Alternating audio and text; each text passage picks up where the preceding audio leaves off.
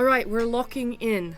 I am doing the recap as Sketch would, as if she were reading a paper and squinting.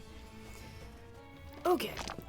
During the night, Rhett, Cecilia, and Mirabelle last time were working together to decipher the stone that was stolen during the attack on the airship. Okay? Acting as if they had randomly discovered the stone, a response was sent back requesting it be returned to its owner promptly. Okay, suspicious. Realizing they won't be able to return it to said owner, they decide to find out who is sending the responses. After a few back and forths, the trio piece together that Flora is the sender. Fascinating. And upon calling her out, she requests they not tell Ginny because they fucked one time, leading to an awkward moment of them trying to decide what to do now that the responses are all used for the night. Interesting. Meanwhile, Glorb left the tent to watch. I don't know who Glorb is. Okay, Glorb left the tent for her watch and goes to remove the crown to speak with her own goddess, but is later chastised by the Spider Queen. When did the gods get involved? This is somehow definitely someone's doing. Reminded them that they agreed she'd taking the crown as long as she could remove it, but is suddenly told that can't happen. Well, that makes sense. Hollow gods were never known for being honorable in their choices. Suddenly, the scraggly cat. How long have they had a scraggly cat? Has been following the group, appears and transforms into a strange figure. Old Shambler. Old Shambler is in brackets. That implies I should know who that is, but I've never heard that name before. Okay, I'll make a note on the side here. And who tells Glorb many gods are watching the party. When she asks who it is, he dances around the answer for her to come to the conclusion and says he's got his eyes on Viz. That's Navonia's brother. Okay, interesting. Granting Glorb true sight, she was able to see that there's a god who suddenly claimed most of the party, with only Nev and Aurora left untouched. Of course Nev is untouched. What would a fucking god want to do with Navonia? Anyway, she agreed to hand the Spider Queen's crown to Old Shambler, giving up its power. Fascinating. Who would give up a god's power for no reason? Interesting new companion. The next morning, Glorb pulls Viz aside while driving the cart and tells him about what Old Shambler has said. The cart pulls alongside the group, and they are greeted by a half-elf and a tabaxi. So this is a different cart. After a brief discussion, the group is invited to share lunch with the tabaxi's master, and upon entering the lavish cart, are welcomed by two powerful Minotaur princes who seem interested in the group's story. Minotaur princes. Have I met them? Scritch, scritch, scritch, flip, flip, flip, flip. I have not. Alright. Fascinating. They're not dead, that's good. So I wonder what they're getting up to now. Let's cut back to them and find out what they're doing now. Cuts to Navonia, like, taking shots. Yeah. Can I just say, that was amazing. The way Sketch read that, it was as if, like, they did not prep for the news report and they are on live broadcast. Yeah. Okay. That was beautiful. A fat cat in the Kingston Humane Society has been taking water aerobics lessons. And back to you, Navonia. It's raining sideways! And now Navonia with the weather. and now Rhett on sports. Red on sports, Navonia on weather. It's going well. Ew. Alright. That being said. That was good. Amazing. Fangirling right now. You guys are inside a magical carriage with, I will say, love you, Swolf. There's only one prince in the carriage. One is, there was. I couldn't remember if there were one or two. There's a guard and there's a prince. It's okay. There's a guard. So the four people that you've interacted with at this point in time, you know that there's four people. There is Captain Rennar, who is the desert tabaxi, who's like the soldier. There's Zarin, which is a half-elf woman. She looks to be like a long shot, like a sniper. And then there is Kurt, who is like the bodyguard. He's in like the really like robe-packed, like practical leather armor, the clothes, and then you see a very lavishly well-dressed Minotaur named Vasir, who insists you can call him Voss, with a big ornate cape, towering broad shoulders, horns polished to a shine, neatly groomed brown fur, and he has a jeweled circlet that kind of glints in the sunlight. And he has a weapon on his back as well. It's a glaive. You are in this magical carriage that has provided you food and water and vodka for some and a meal of your choice that seems to be plucked from the hints of your memory. And it is a nice little break. But Voss and Kurt do seem to take quite an interest in what you guys have learned so far. My dog is eating a hat. What you guys have learned so far. Oh my god, Silas. Don't eat this. This is gonna kill you, man. Get off. Off, off, off, off, off. Thank you. Sorry, he's taking apart a winter hat here. He's interested to know what you guys have learned so far, particularly about the attacks on the railway, and while you do mention the mercenaries, he did seem interested in what you were saying about some kind of dragon cult as well. That you heard about from the railway people.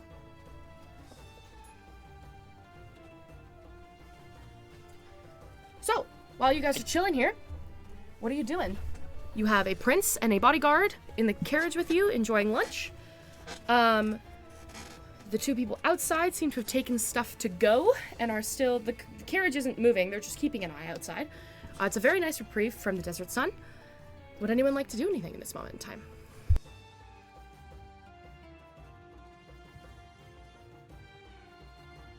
I will say Aurora's probably a little surprised to see whatever food was plucked from her memory, because again, memory loss. So she's just kind of like curiously picking at it. Like, not like picking at it, just like looking at it like, okay. It is, did I tell you what it is? I don't think so. No, I think you listed off what all of our foods were, because I swear you either asked us or we DM'd it to you or something like that. Yeah. Okay. I will say, Aurora, there is something interesting on the side of your plate that you haven't noticed. It seems to be some kind of like space meat. Like, I say space meat because you can't pinpoint the animal, which makes you believe it's probably not from Earth or Azaria. Mm-hmm. But on the side of your plate, there is a what looks to be a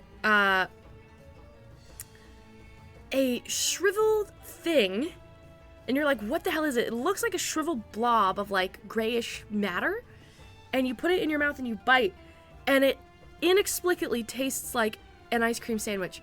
It is a freeze-dried astronaut ice cream sandwich on the side of your plate. You gave me, oh my god, the inner child in me just got so happy. I know. I had those as a kid too. I really liked them, so it made sense. Those were fucking amazing. Anyways, specifically from space. Specifically from space. Space food. It's space food. It's space food, yeah. Aurora's one eye just like widens and just does kind of like that happy little, glisten. It's like, oh my god, this is amazing.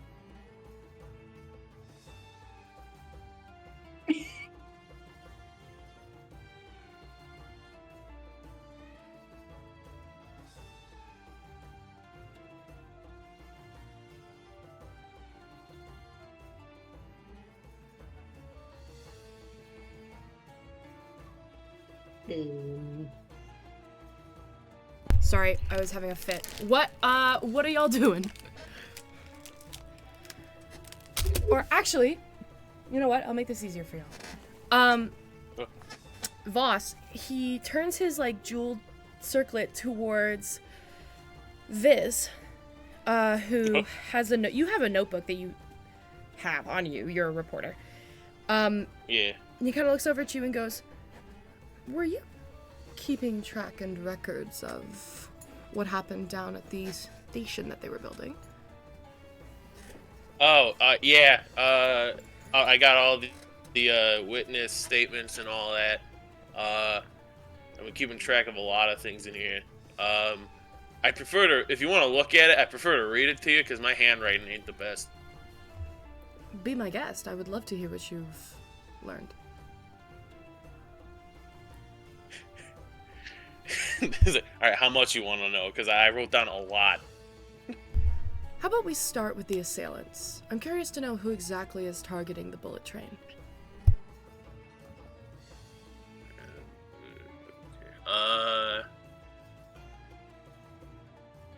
Well, from what we were told, they're a group of assassins who wore gray robes, all used rusty weapons. Occasionally there would be kobolds and dragonborn with them. They don't know exactly what the deal is with them, but some think. Hold on, I'm just trying to get the. Oh yeah, some of the people they think might be involved with the cult of the dragon. Some other stuff thinks some political stuff is going on. Fascinating. And this group of assailants, your party dispatched them. I think we did most of them. One of them got away, but by the time we tried to follow them, it would have been too late. They would have been gone.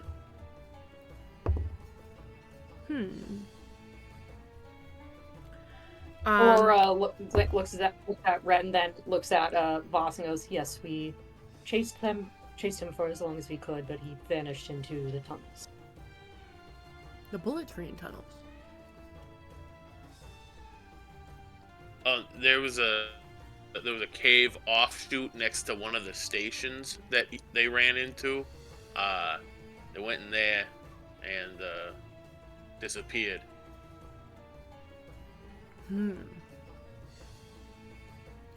I have a request. Yeah.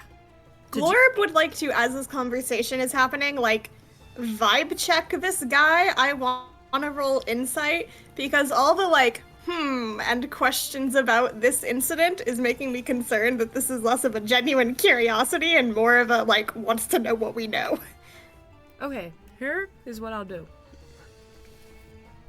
I'm going to have you roll 2 insight checks. I'm not going to tell you what the second one is for. Okay. Let me know Oh. if you beat a 22. Okay. No, my highest was an 18. Okay. Voss seems incredibly concerned. And the humming and hawing seems to be less thinking about what you're saying, and you realize he's more deciding what to say next. It's not with the presence of someone who is one step ahead, and that is reassuring to you. Okay. It is, however, an advantage, if you choose to use it, because it is implying that he is one step behind you at all times. He is the one catching up here. Okay. He takes a bite of his food, looks over at Kurt. They share a glance, and then he looks back.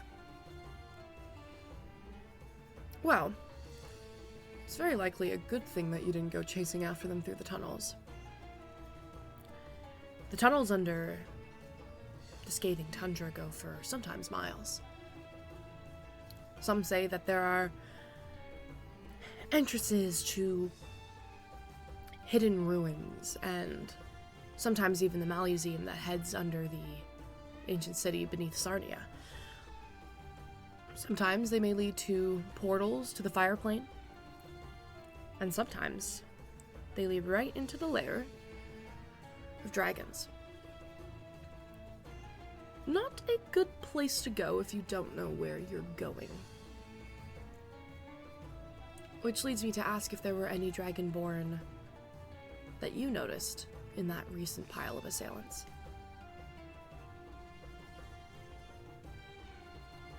Hey, does anyone have, like, keen mind? No, but Nev is smart. Mind?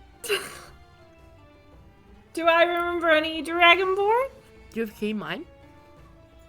I do. Fuck I'm pretty sure. off. I'm Oh my 90% God, sure really? I Yeah, I do. think you're the only one who has it. Yeah, I took Oh. it to fuck with you specifically. God, that is so irritating when you're a DM. Okay. Alright.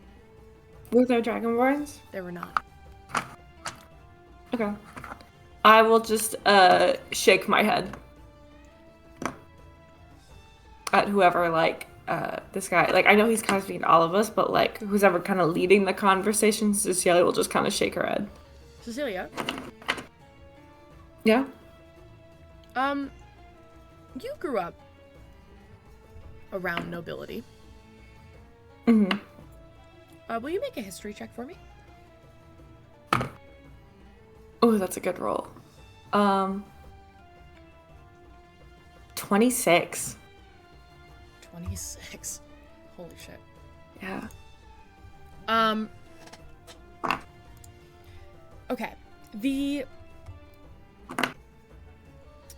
The royal family of Malton are the Aetherak family.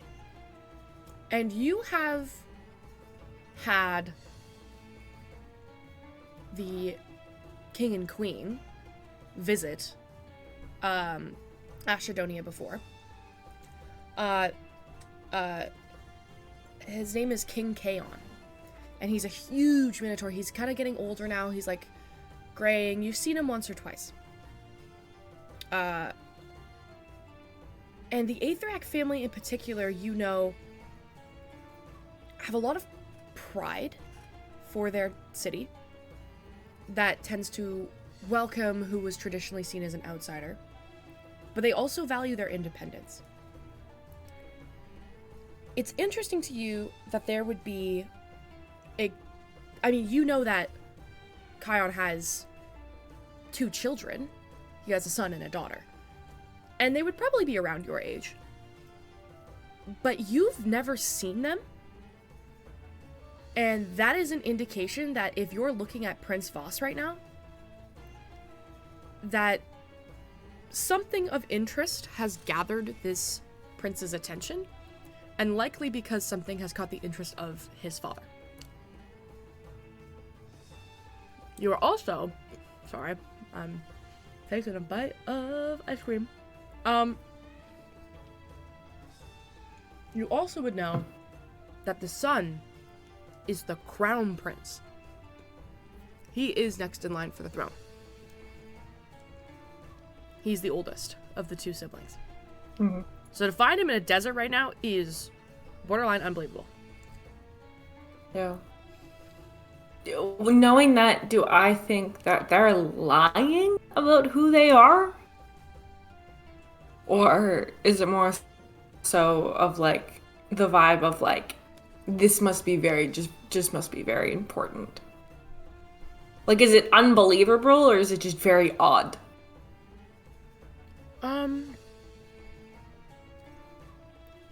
Are you looking to see if you think they're lying? Or are you looking to logic your way out of this? I'm trying to logic my way out of it. Make an intelligence check.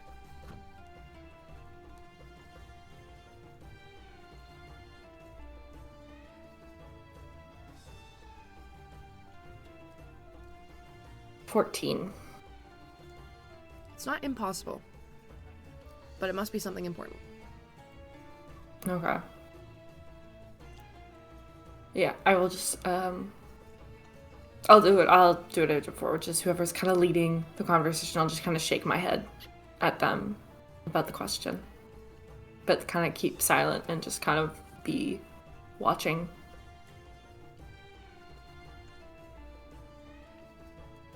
Does anybody else say anything in this moment?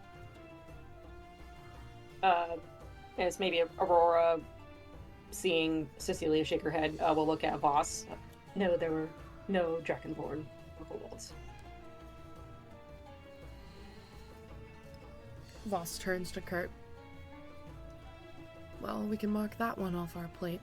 And Kurt nods and he opens up what looks to be like a map. But it is a strange looking map. It's entirely topography based. And you see that there are little circular like pins inside it, even as he's rolling it out. And he removes one of the pins from the map and then closes it.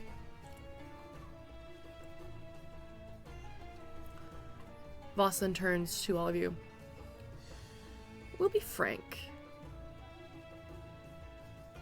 We've been deeply interested in the investigation of the cult attacks, specifically from the Dragonborn, for several weeks. We believe they may want to be interfering with business in Malton as well. We also have reason to believe that the cult is serving a dragon.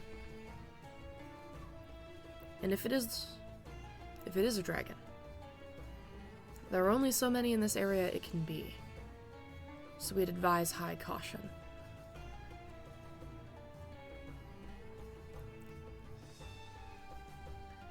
That being said, You're an adventuring party.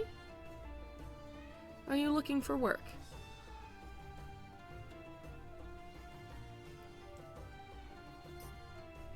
Oh boy. Aurora doesn't say that. Aurora does not say that.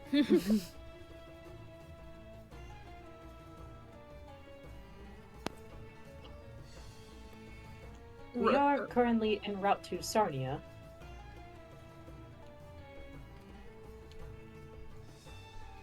Tries to get a vibe check from everybody. Are we interested in missions? I was gonna say group huddle. Group huddle. Don't we already got a lot on our plate? Might We are- all be intertwined. Lord Yeah. is blank and impassive as usual. We are Excuse currently us in the one process moment. of yeah. He'll look at the people sitting in front of him, and Viz will go, "Excuse us one moment. Group huddle." And Where- everyone, even though everyone's sitting next to each other, they awkwardly have to like shift, so they're kind of like Nevin, covering Nevin, each other. Nevin Viz hop onto the table to like block them out. No, you realistically, we're standing on each other's shoulders. No, yeah. Two fairies in a trench coat. Yeah.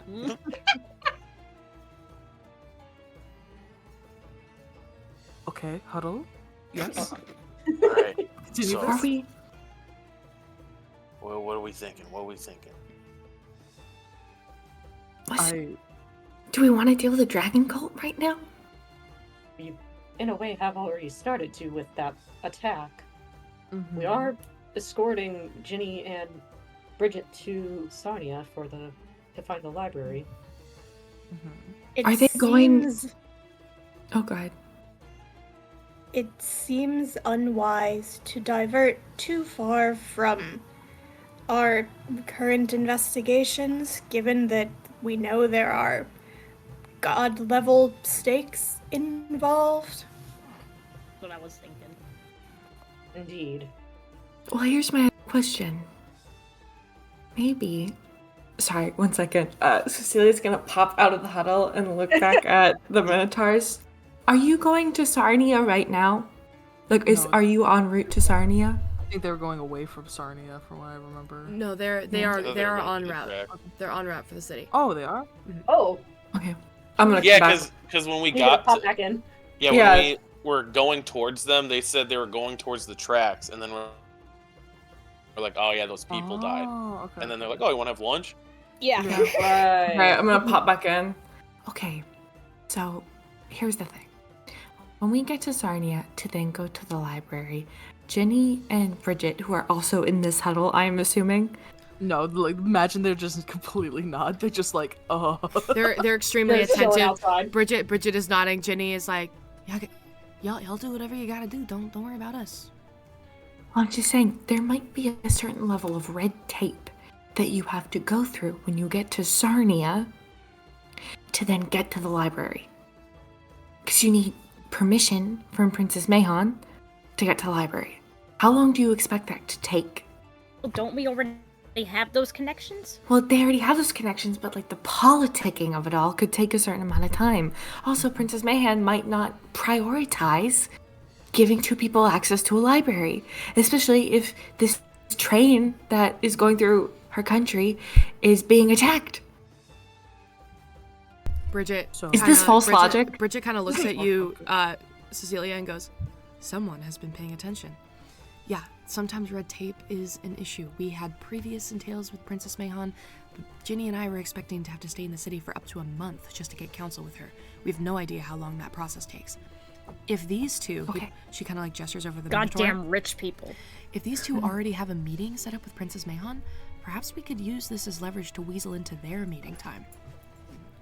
But however, they might not give us their meeting time if we're not helping them.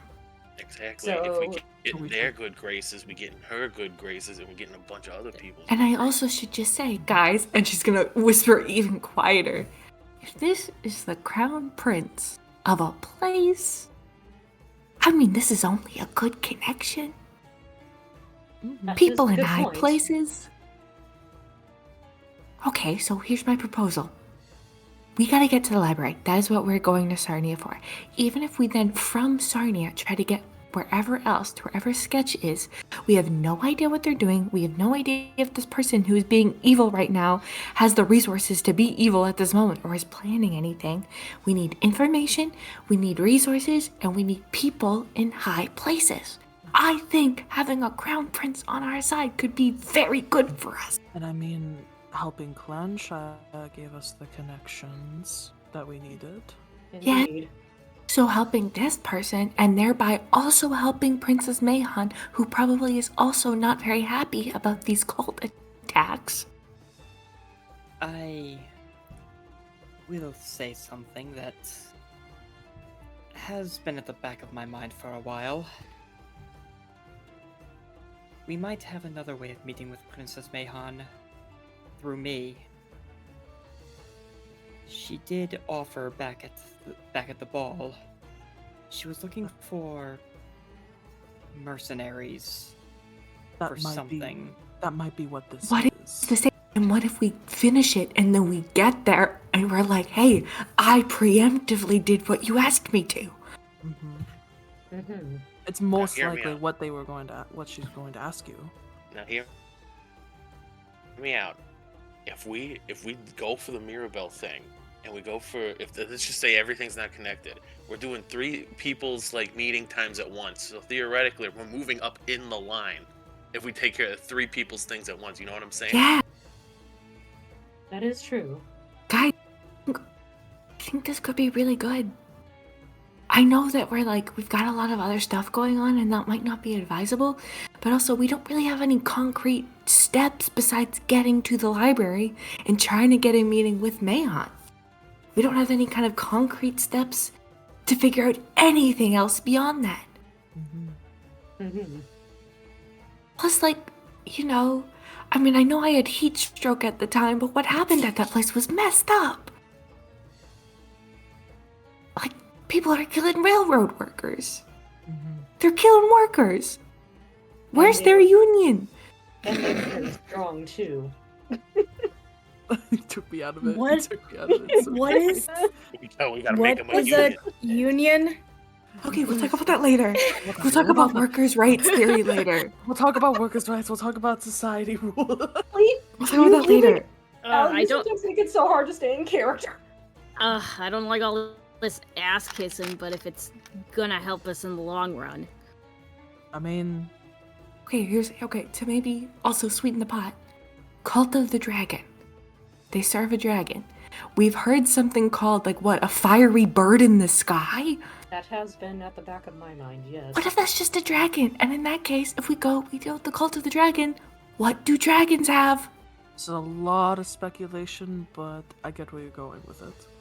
What do dragons have? Money. Money. Treasure, specifically. but Vince yes. says that like not in a whisper. He's like, "Oh shit, sorry," and then he looks back at everybody. Money. I just imagine we're just this big football group just at the far end of the table, just heads popping up like meerkats, Yeah. right? Yeah. I think we should hear him out. Is there anybody who's opposed to doing a little side quest? Do we have to do his little side quest, or we can just say, because everything might be connected, but we're not really sure. This is more so just do we agree right now, knowing what we're going to face. We'll ask more questions, but I'm asking among the group if anybody is opposed to taking a job right now, regardless of what it is. I'm not. I'm not. I never am. Glor? Glor just kind of shrugs. She doesn't argue with people. She'll go with whatever. Okay, but what do you think, Glorb? Glorb, I'm asking your opinion. We need your thoughts. We need your Gun to thoughts. my head right now. You gotta tell me. I think that insight Cecilia has really messed with That Cecilia. keen mind is really needed an answer. Deer in the headlights when you address her directly, and she says, "It's fine." Okay, are you do you not want to and you're just saying yes, or do you have no opinion?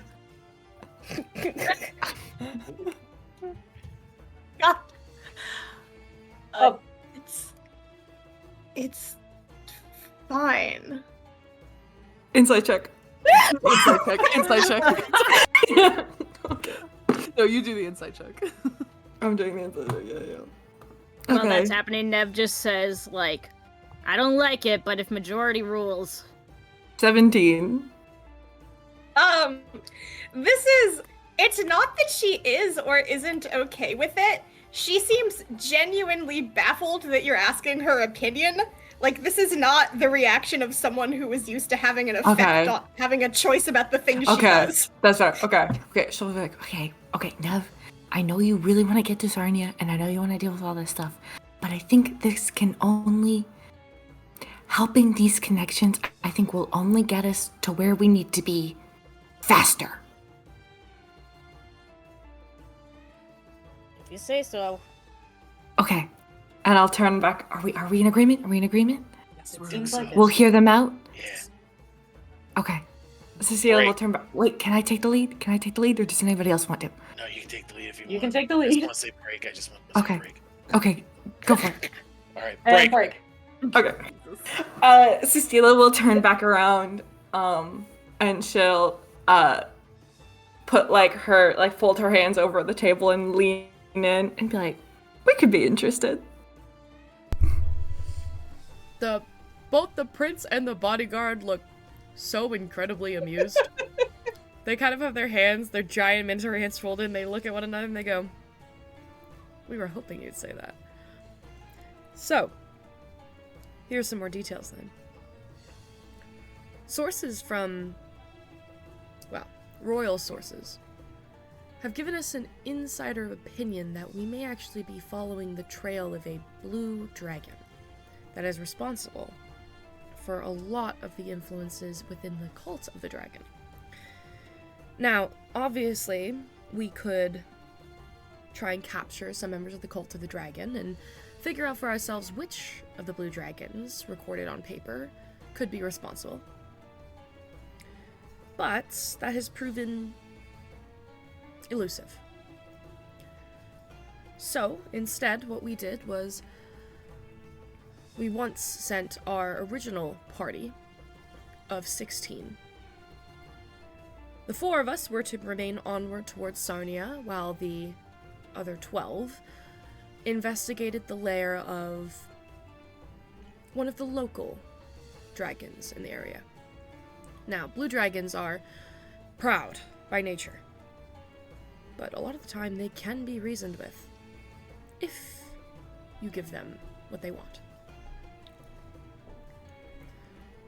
However, the party headed to the lair of this dragon 7 days ago. We were supposed to rendezvous with them here, and they look at each other. Obviously, they have not showed. But a small blue dragon should be no issue for 9 worthy adventurers. So, Can I insight that? I'm not good at insight, but I'm never suspicious. I would also like to insight that. go ahead. Oh, 16! 16. That's good for me. And Viz? It's a dirty 20. Dirty 20. You believe that everything Voss is saying is true. You don't detect any lies or deceit, and you do detect genuine concern at what has happened to the folks he sent. And Cecilia will kind of ask follow-ups of, and what do you ask us to do when we get to this blue dragon's lair? You would like us to reason with it? Ask it to parlay? Ask it to stop or encourage its cult members to stop attacking the track development? No. What is your end goal? Information. If the Cult of the Blue Dragon is seriously working with a blue dragon, and we are right to call them the cult of the blue dragon, we need to know which blue dragon it is.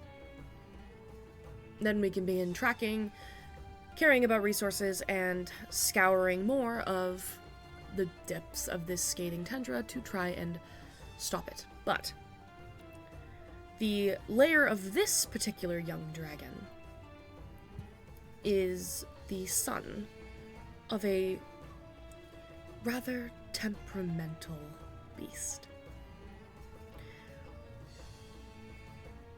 If we can avoid killing it, that would be ideal.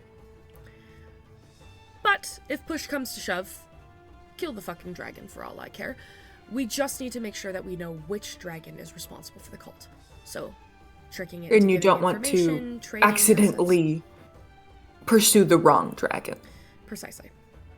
Now, if our theories are true, and this blue dragon is the son of the one we are pursuing, then by all means kill the thing.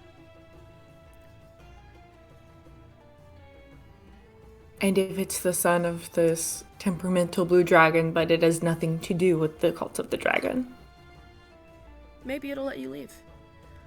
But remember, blue dragons are violent, sadistic creatures. And by nature, you will need to be tactical about this. Can I do a history check on dragons in the area and try to understand who this bigger, larger dragon that they're talking about is? Can I also make a history check? This is not history. And I would also this is nature. Well, I also want to know if, Alright. It could still be nature, but if why kind of a dragon would be stopping the development of a world unless it's going through their territory, and kind of more so of the history of dragon relations in Sarnia. Okay. I got a dirty 20. Would this be nature as well, or would that be history of more of dragon relations? No, this is nature. Okay.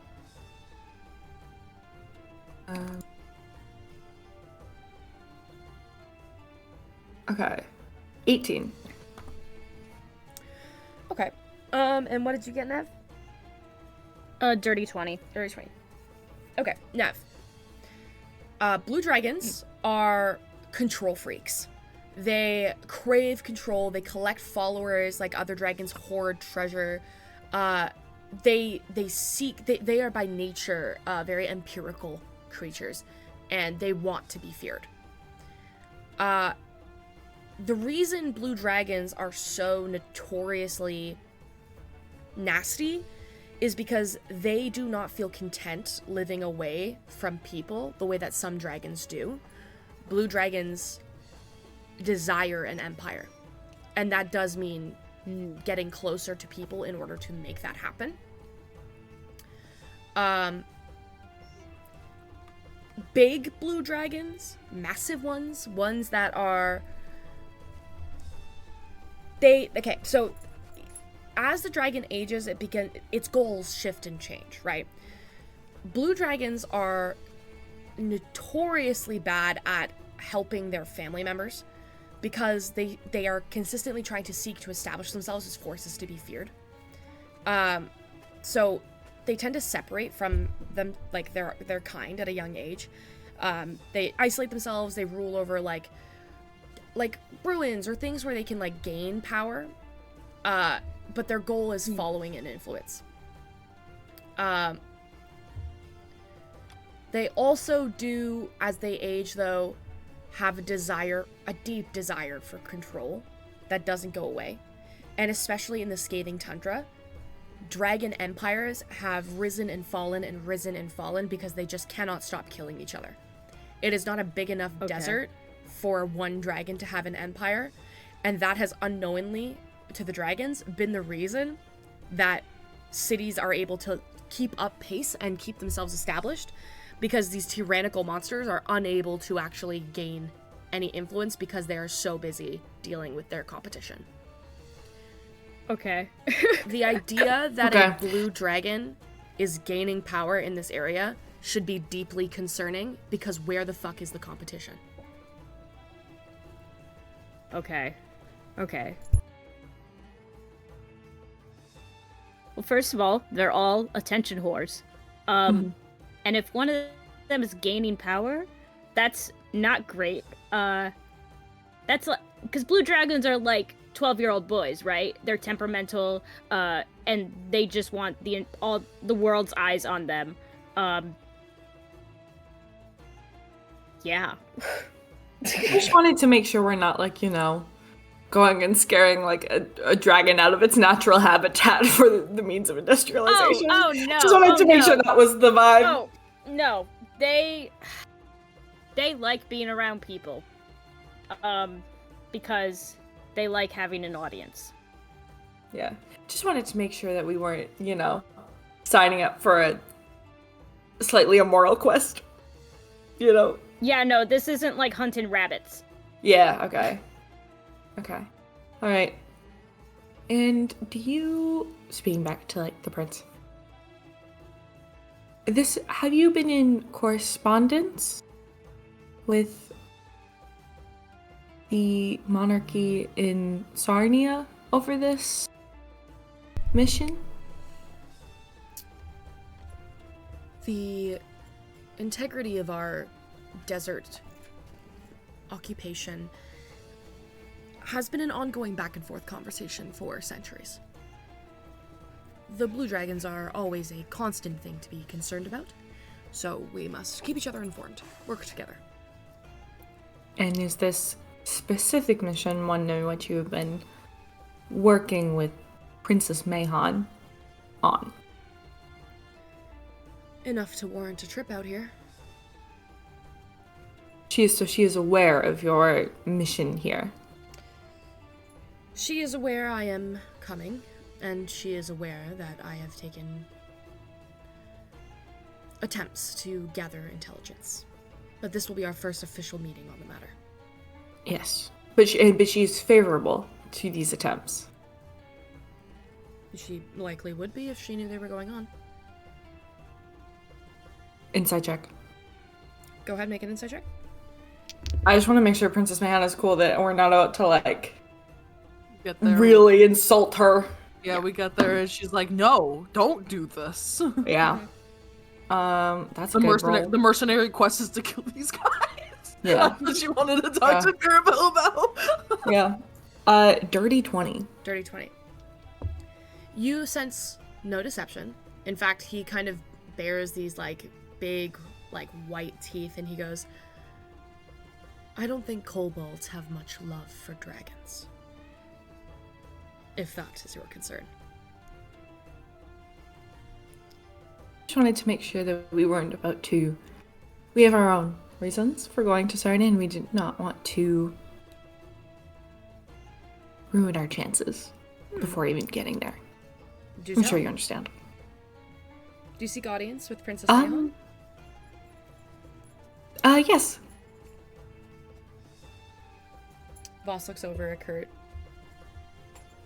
He kind of nods once and looks back at you. Then perhaps this can be an arrangement of reward. I had lots of gold to offer, but if you seek connections, that can be arranged as well.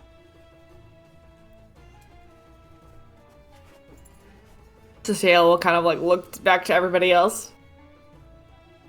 Be like, we're good with that? Aurora definitely nods. Brett nods. Biz nods. Mirabelle nods. If Nev doesn't nod, Rhett makes her nod. Lord will nod also. Grabs Yeah, back and Cecilia will. bobs it up. Yeah, Cecilia will very specifically look at Glorb and make sure that Glorb nods. Nev bites Rhett's hand. Rhett, Can I roll to bite? Can I roll to bite? Let's not derail this. Unarmed strike. Jesus. That's a natural 20. Holy shit! Straight I'm up just bite. gonna bite your companion Sorry. in front of the fucking crown prince of Malta. Don't! Yes! Yes, I am! I'm a good rat! Barrel. I know this is man, I don't know what to do with this. Rhett's just gonna like try and bring his hand underneath the table.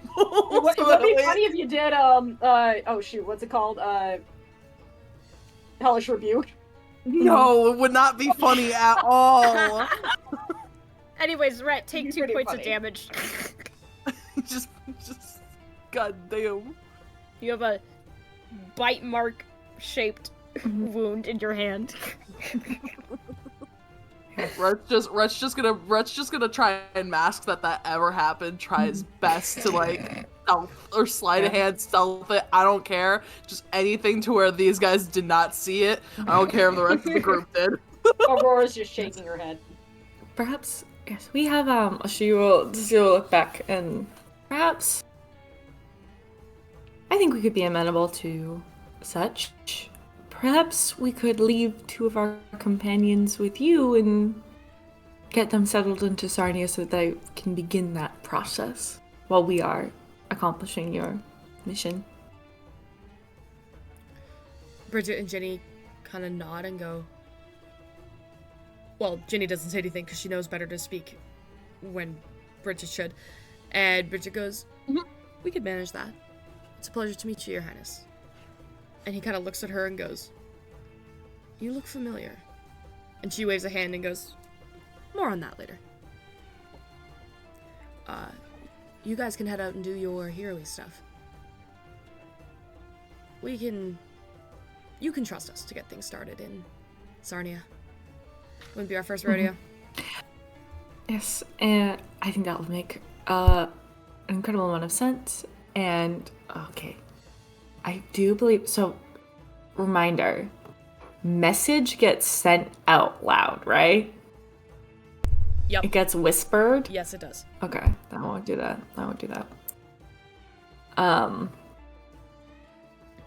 Okay.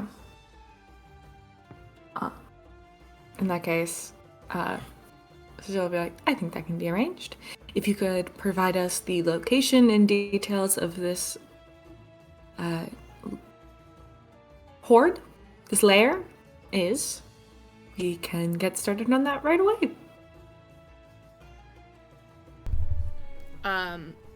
The bodyguard, Kurt, he pulls out his map again and unrolls it in front of you. And you could see kind of like a topographical style map of vaguely the outline of the scathing tundra. You can see measurements laid out, very detailed. Cecilia, you have keen mind. Extremely useful in this moment. You're not getting lost. You look over at it. He points to the crossroads that you're currently at, where the 2 roads intersected. He goes, about half a day north, back down the path we traveled, and then 3 miles south, you'll find an oasis that has, and Kirk kind of looks over and goes, well, you might want to call it a Leviathan grave. And be prepared for it. But it is on our records that that is where Bear Ben is currently making his lair. For the person who's going to have to write this down later, can you spell that name, please? Yeah, I actually pronounced it wrong. It's Benabar. Benabar, the Build-A-Bear? lightning of gods. Build-A-Bear. Build-A-Bear. Build-A-Bear. Build-A-Bear. Whoever anonymous cheetah is in our journal, bless. Yeah. I'm assuming it's Wolf. No, Side note- not me. Side note. Also, me.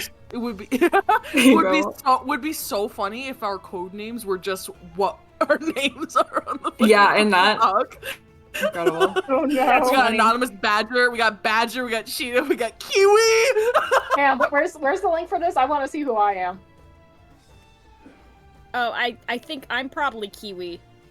Because I don't see a Kiwi here, so I'm probably Kiwi. The best Oh, thing what I am I ever then? did for you guys was give you a journal you can all edit. Yeah, truly. A joint journal. Honestly, Oh, honestly, fuck. bless. I gotta start adding more memes in So wait, what do you guys see? Christ. Oh, thank you, I Wild. see a fox. I see a fox. I see badger, llama, kiwi, fox. Llama's gotta be me. Okay, I don't see a fox, so I must be a fox. Oh, I see armadillo now. Armadillo. Oh no, am I they're the gone and they're armadillo? back. What the fuck is a loris? What's a Lois. loris? I know what a Lois. loris is. Hold on. Yeah. Lois. Okay, I Let me see send you a badger, picture, they're cheetah, fox. Okay, we are getting kiwi, sidetracked. llama. Says the one who bit me. Anyway. I'm a Yeah, fox. I'm a fox. Meg. Anyway, okay, so they give us the map, they give us the directions. Wait, what am I? Important question. What am I? I think you are, if you are, I both. think you might be the Loris. Loris. I think you're the Loris. Whoa. Oh god. What? It's Anyway. food. Anyway. Okay, wait. Yeah. I think you're the Loris. I think I am. And then a tiger just got added. Oh, I guess saw that's that. me. Oh, Yes. That's me. Okay. Stella Got gets it. to be a Y'all know tiger who we and are. and I'm a loris. Yes. And checks is checks. Yeah. Indeed. Checks. Anyways, Okay, sorry. While they're giving us, is there anything, any more information that they give us?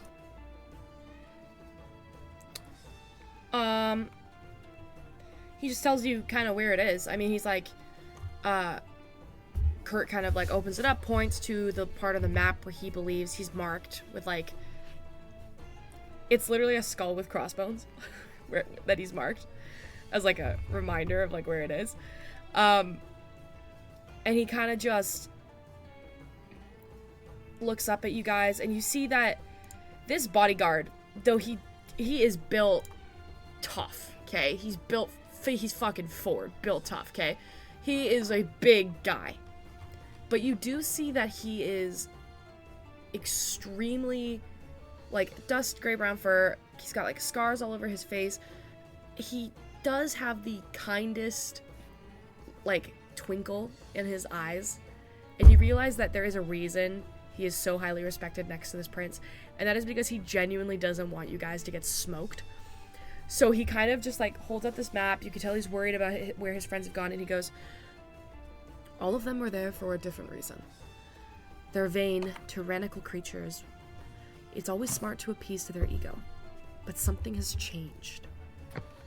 I don't know why, but the dragon's scouting patterns, which we usually track to avoid when we're traveling through the deserts, have changed. His movements are sporadic. He's on edge. Mm-hmm. Sometimes at night you can see lightning sparking up the sky if it gets lighter. That's Bainabar. Bainabar. And just to be clear, so I'm not getting confused, this other creature that we've been told about has been described as like a firebird in the sky. Yes. So not the same creature. The other creature was called a faux phoenix. You have no idea what it was, but that's what the kobolds called it. Yeah. And was there like a motif of like fire with it? It was called a fucking faux phoenix. Yeah. So yes. Yeah. Yes, I just want to make sure, I want to see, okay, so there's potentially two things we gotta worry about. Okay. Just wanted to clear that up. Didn't I see something flying through the sky and lightning at one point during one of the nights when I was on watch? I think so. You did, yeah. You saw it way There in the was- distance. Yeah. Yeah. Mhm. We're getting Can involved say, in the I turf saw war, guys. I something- just realized. Yeah. I saw something a long, long time ago in a different desert when we were like coming back from the riders, but I don't know if that's relevant. Maybe you and I saw the same thing, because I know that I saw something big flying around shooting lightning, or there was lightning involved, and then, yeah, I remember you seeing something similar, too. Yeah. Yeah. We probably saw the same thing, just in different times. It also could be, if Yeah. its patterns are way off, it could have been Yeah, over. yeah, which would make sense if it's all over the place. Yeah. And is there anything we should look out for of the missing 12? As in what they look like? Any just notable features or clothing, or if we should, if there's anything we can bring back, just to be aware of that. Well, they were carrying a large amount of treasure to appease the dragon. So if you find it, keep it. It would have been lost to the sands anyway. Or use it, if you'd rather. The Lieutenant Skett. S-key. Yeah, that's what I wanted to say. S-C-E-E-T. Lieutenant Skett. What is it with you and these names that sound similar? First we had Astrid and Estrid, and now we have Sketch and Sket. Okay. Sometimes there's more than way one she spelled Alyssa. that, Okay? I Sometimes have there's to- more I than have one to- Alyssa. The way I have to stop myself from saying skeet. Okay. Whatever, Lieutenant Skeet.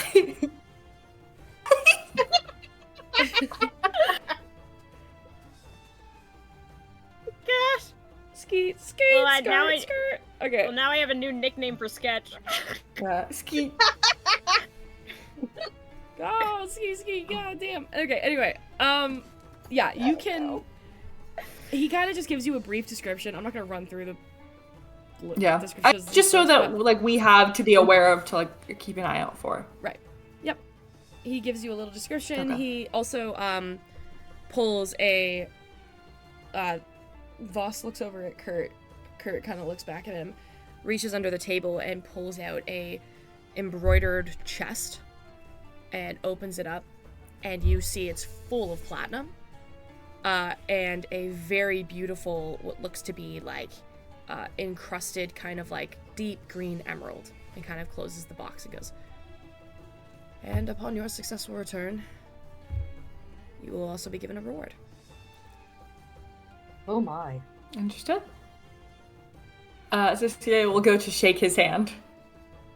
It was a pleasure doing business with you. Whose hand are you shaking? What's the reward? Boss. Boss reaches forward, takes your hand, shakes it. An incredibly calloused hand for a crown prince. But shakes it. He's a swordsman or something of the like. I'll shake his hand.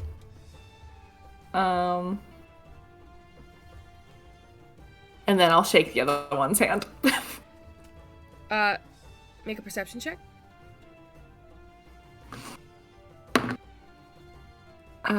11. 11.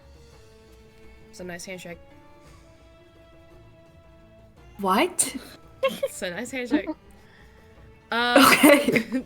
It's good, strong, firm business. Good handshake.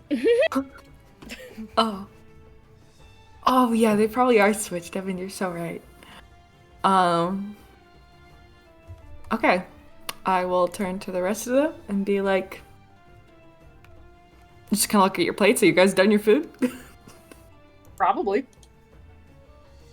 Cecilia's just rushing us to finish our food. Yeah. How long do we think the journey will take us to get there? You said it was He like told 3 you- kilometers by he 2 told kilometers? you it's about a day and a half back, and then like Yeah. 20-ish kilometers, which is like an hour or two by horse, like off the path towards the Okay. Leviathan grave. So a day and a half back. Okay. I just wanted to make sure. You will arrive by And we're like at noon yeah, you will arrive at this slayer by nightfall. of tomorrow, of the next day. No, of today. If you go now, Oh, you will today? get there by the end of today. Oh, sorry. Oh, okay. I thought you were saying a day and a half back, not No, half half a day a day. back. Half a day. Oh wait. Oh wait, so we're going now. Yeah, like we can get Oh. there by nightfall kind of thing. And we might want to camp before we get there and try and find like a good place to camp. Scout it out a little. Like a good like little hidden area or something. Like leave like our horses and stuff in safe a safe area. Yeah. before we go out. Yeah. Yeah, and we probably want to do that before nightfall if we can. So even if like we stop a couple hours before nightfall to like get a good setup, that's a good idea. Even if we're not all the way there. I like this plan. Yeah. Okay. Well, okay everybody. Finish your meals. Let's get going. Cecilia's gonna take a few more french fries. Oh, that's right. You had the fries and the Caesar salad. Oh, Is that right? Girl that's what dinner. that was. Fucking Girl dinner. Weird. You're fucking weird. Girl dinner. They're two separate sides. You guys never wanted two separate sides? You never wanted some french fries and a Caesar salad? That just feels no. Not with. I would never want fries with my salad. I would never want a salad with my fries. Are you dipping the fries in the dressing? No. That is No. different. Because I was gonna say if so, I would understand. But No, no, I don't. okay. I don't like sauce on my fries. I just eat them plain. That's fair. I understand that. So they're separate. I just want two sides. I prefer two sides versus the main. I want a Caesar salad and I want some french fries. Okay, that Yeah. being said, as you guys are leaving, Ginny kind of rushes out. Bridget begins talking with the two, staying in the carriage. Ginny kind of steps out with you guys, grabs you, Cecilia, by the shoulder. I'll keep my voice down, but you don't need to worry about us. They're legitimate. No, sorry. I wanted to mention, if there's any way while you're in Sarnia to also maybe arrange or track down any form of quick, fast travel back, as we've discussed. Back to Westover? Yes. Westover or potentially to, where was Sketch? Silverborn. Silverborn. Either Westover or Silverborn, potentially. Any form of teleportation. If you could track down what the best route to that would be and the best way to get access to it. All right, I can try and get Bridget to use her connections with the wizard stuff. I was told to give you this, and it's a little piece of paper, and you unravel it, and it's directions to a location in Sarnia called the Setting Sun Tavern. It's a bit of a fancier place, but that's where we're going to be staying. Okay. We'll meet you there when we're done. All right, be safe. Don't get killed by no dragon. No, fine. We're not gonna get killed by a dragon. We're just gonna go do some recon. You work on getting the red tape around the library finished as quickly as possible, and any way of very fast transportation back to Westover or Silverborn. Yes, ma'am. Can do. Wait, one second. And she's gonna kind of turn to the group. Anything we want them to do while they're there. Anything else they should be looking into? At Google Drive. If you're going to the library, look at any of that Antinothene, Ultrathene stuff. Oh, They're going to the library. I think the library is elsewhere. I thought it was go. No, it's like in the desert. There's so much going on. Yes, They're getting the red tape off, so that way we can like actually go to the library. We can get permission to go to the library. Yeah, and then we will all go to the library hopefully together if the red tape is off. Yeah, and then we'll come back to Sarnia and hopefully have some sort of teleportation to get us to where we need to go. Okay, I will remind y'all that and she kind of like pulls together. I will remind y'all that we're about 2 days out from the Lovers Festival. We got a little bit of time. By the time y'all arrive in the city, it'll be chaotic. There'll be a lot happening. The crown will be on high alert. This isn't, and you realize she's telling you like this is the equivalent of like going to New York City during Christmas. You know what I mean? Like it's kind of like they're all gonna have a lot going on. It's gonna be insane. It's gonna be crazy. Yeah. So she's like, we will set aside a room for you guys to make sure that you have one coming in. And we'll hold it. But just be careful. The cities are gnarly during the festival. So if you get lost, just remember that in location, and we'll try to be there by sunset every night to make sure that you guys can find us. Okay. And if not, just leave word at us for like the front desk. All right, can do. Don't get killed by a fucking dragon, okay? We won't. We're gonna make one an influencer. And she's gonna turn around and head back. Ginny is confused, but also intrigued. I think Ginny was there. She's like, I know. influencer. Ginny is an influencer. Yeah. Competition? What? New word I've never heard of? Anyway, Ginny like straightens up, grabs her, adjusts the longsword on her belt, and then like heads back inside the carriage. Okay. Anything else? Anything else? Good question. I think we take off. Just keep us updated. Keep. What? If anything Meg, happens, you misunderstand. She's asking us if we have anything else we want to do before we travel. Oh my god, I'm so tired. Sorry. It's all good. Wait, does Bridget know sending? Yeah, Bridget Chat, knows sending. cut that out. Okay, good. Then that's actually good. No, Nev, that's perfect. Wait, no, wait. Ginny, Nev had a good point. What? Just like send us a message at the end of every day, like a little quick recap of like your progress. All right. Imagine Have Bridget do that. All right. Can do. A magic one. Okay, I can do that. I can't do that. I can get her to do that. Okay. Thank you, Ginny. Imagine getting that update, like, and we're like in the worst fight of our lives, and we're Wild, stop taking my ideas. Stop taking my ideas, Wild. Stop taking my ideas. It's gonna be equally funny because is Viz the only person that knows sending? Yes. So she's gonna send it to Cecilia, and then Cecilia mid combat's gonna have to yell it to Viz. And Viz is like, okay, now I either gotta respond mid combat or I gotta deal with this and then send a message. All right. Alright. Is there anything you want to say still to Ginny before she goes back in the car? I don't think so. All right. Carriage shuts behind. Captain Renner kind of takes the reins, nods to him, goes, "Best of luck." Wait. No, this is a good idea. Oh, never mind. That was stupid. Never mind. What? No, I was going to say you should have Reginald go with them, but like after 1,000 yards, it's going to go away. It's going to be useless. That'd be really funny. It was really stupid. They just have a moth with them. This giant fucking frost moth of a fucking familiar. Reginald literally looks like Frostmoth. Yeah, he does. He's not that big. I know, but he does look like He's the size of like a hand. Anyway. I drew him pretty big in the drawing. Yeah, he's the size of a hand. He's big. He's a big old boy. I always, every once in a while, I'll just remember how that time he dive bombed him into a fire so he didn't get caught.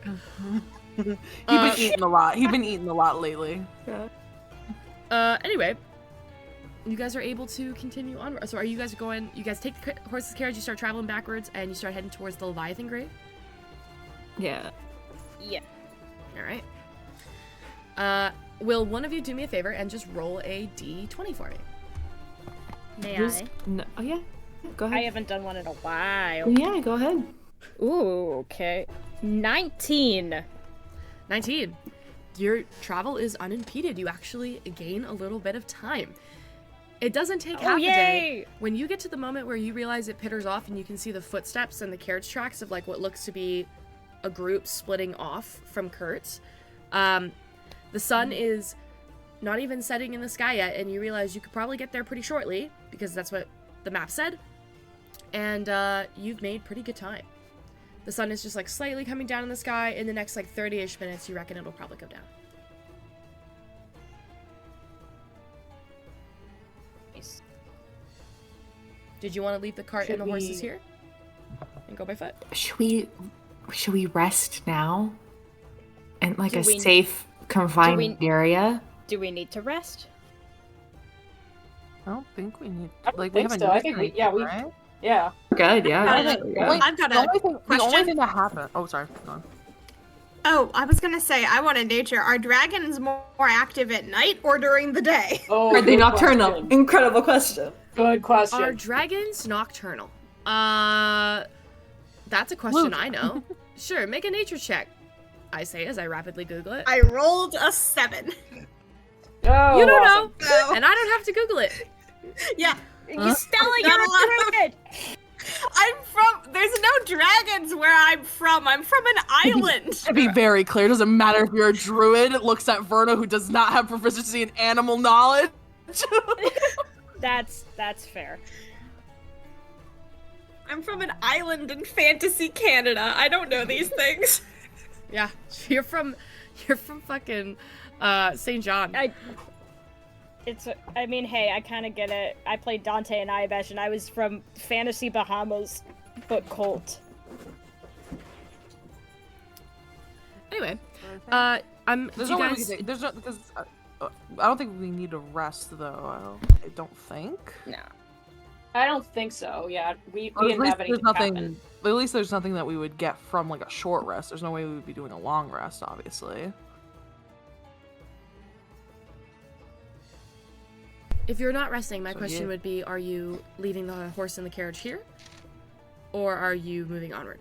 You do not know what awaits you beyond the path, beyond following the trails of other folks.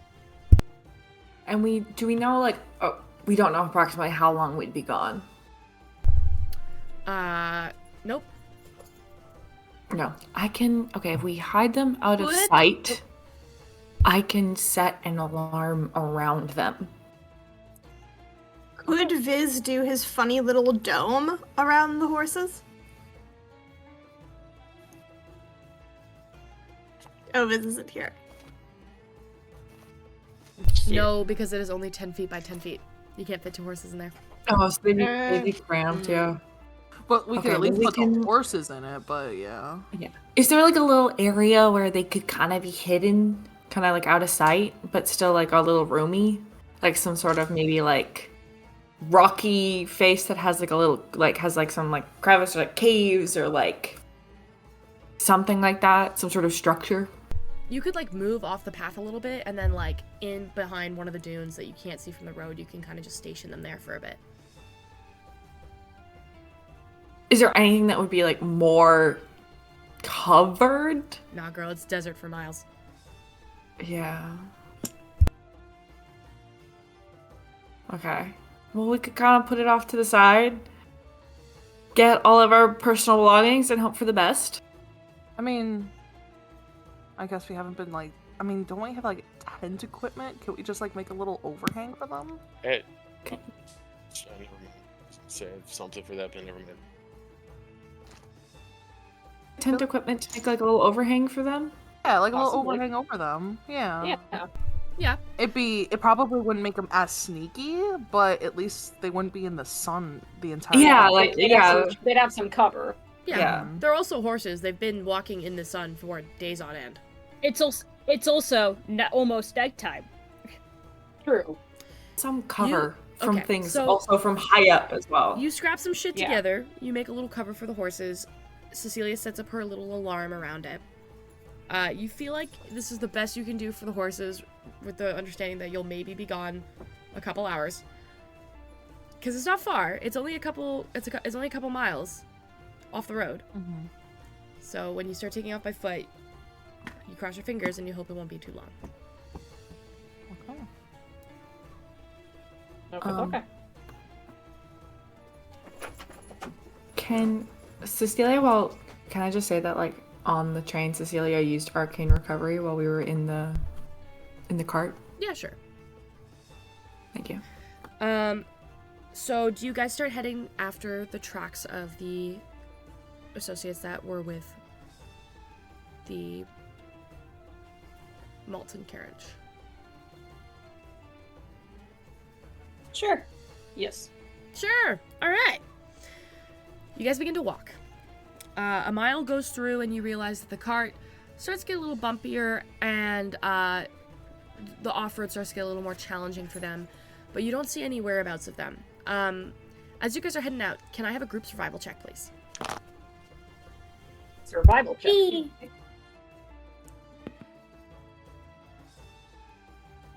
I got a 17. I got a 15. Your druid with +8 survival rolled in that one. Glory to the desert. That's the thing. That's the thing. What It's not are the- your the fucking desert. stats? I have really good survival. I just rolled a nat one. You're just like, this isn't snow. Mhm. Yeah. Well. Looks like City Boy got a 22. Looks like City Boy. Hey, look at City Boy wins This it is like, again. just like, oh. City it's City just Boy's like like, the do I newsies." like camping? Am I a millennial man who camps?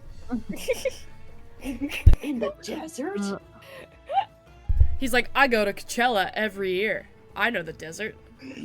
I know the desert like the back of my hand. Yeah. I've been to Burning Man. No, Viz doesn't go to Coachella. Yeah, Viz goes to Burning Man. What were the I other got ones? an 8. 8? Alright. I got. Oh, sorry, keep going. I got a 13. I got an 18 total. Okay. Cecilia and Glorb. As you guys are walking, you start to realize as the terrain around you moves with you and you guys begin to get miles out along the way, this like sandstorm starts to kind of like just kick up a little bit. And it's not crazy, it's not like ridiculous, but it does kind of lightly obscure all of your vision.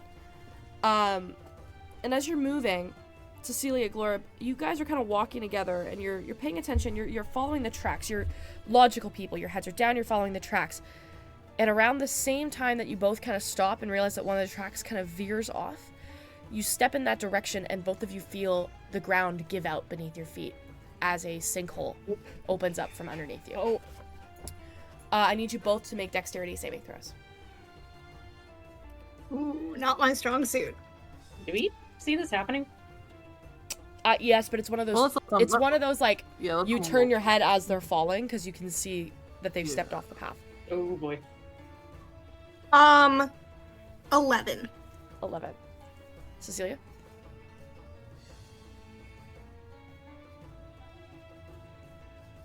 So Cecilia is muted. Cecilia. Sorry, I'm trying to remember if I have disadvantage on this. Oh. From your brain damage? Oh. Yeah, I don't remember. Oh, What's the rule I gave you? I'm trying to find it. Me too. All I Our chat remember is you just Baldur's mentioning Gate it. conversation I know. and screenshots. Okay, wait.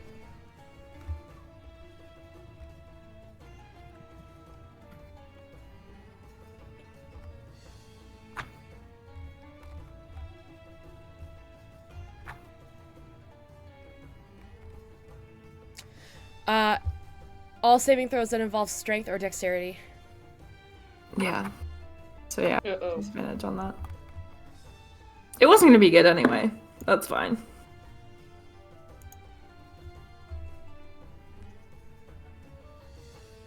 I have a mechanics. Oh, so do your roll first. Oh, 9. Okay. I have a mechanics question. Yeah. Does AC affect fall damage or no? No. Okay. Continue. Okay. You guys fall 30 feet into the sinkhole.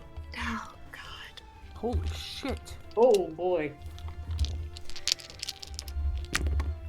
It splits up slightly. It's 30 feet total, but it's a sinkhole. So it's got deeper parts where... So, Cecilia and Glorb, you both fall. You take 14 points of bludgeoning damage as you hit the first ledge. As you guys hit the first ledge, Cecilia, you reach out and you start to grasp and claw on like this... You realize it's a sinkhole embedded into rock. Like it used to be terrain that sand just kind of covered over. You see the first body.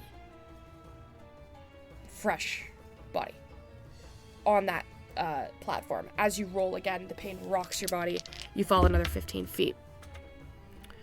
You take 14 points of bludgeoning damage on the other half of that fall. Are you both still up? Okay, so that's 14 once and 14 again, correct? Yeah. Okay. Okay. Yes, I'm still up. I have 8 hit points left. Yeah. I'm still up. I got 12. As your bodies crack into the ground on that second hit, there's another body across from you, and you see blood oozing from the mouth. It's a Minotaur body. Ooh. Oh boy. And they're how many feet? They're 30 feet down? Yeah. Oh I would like to immediately cure wounds myself, please. Yeah, go ahead. All of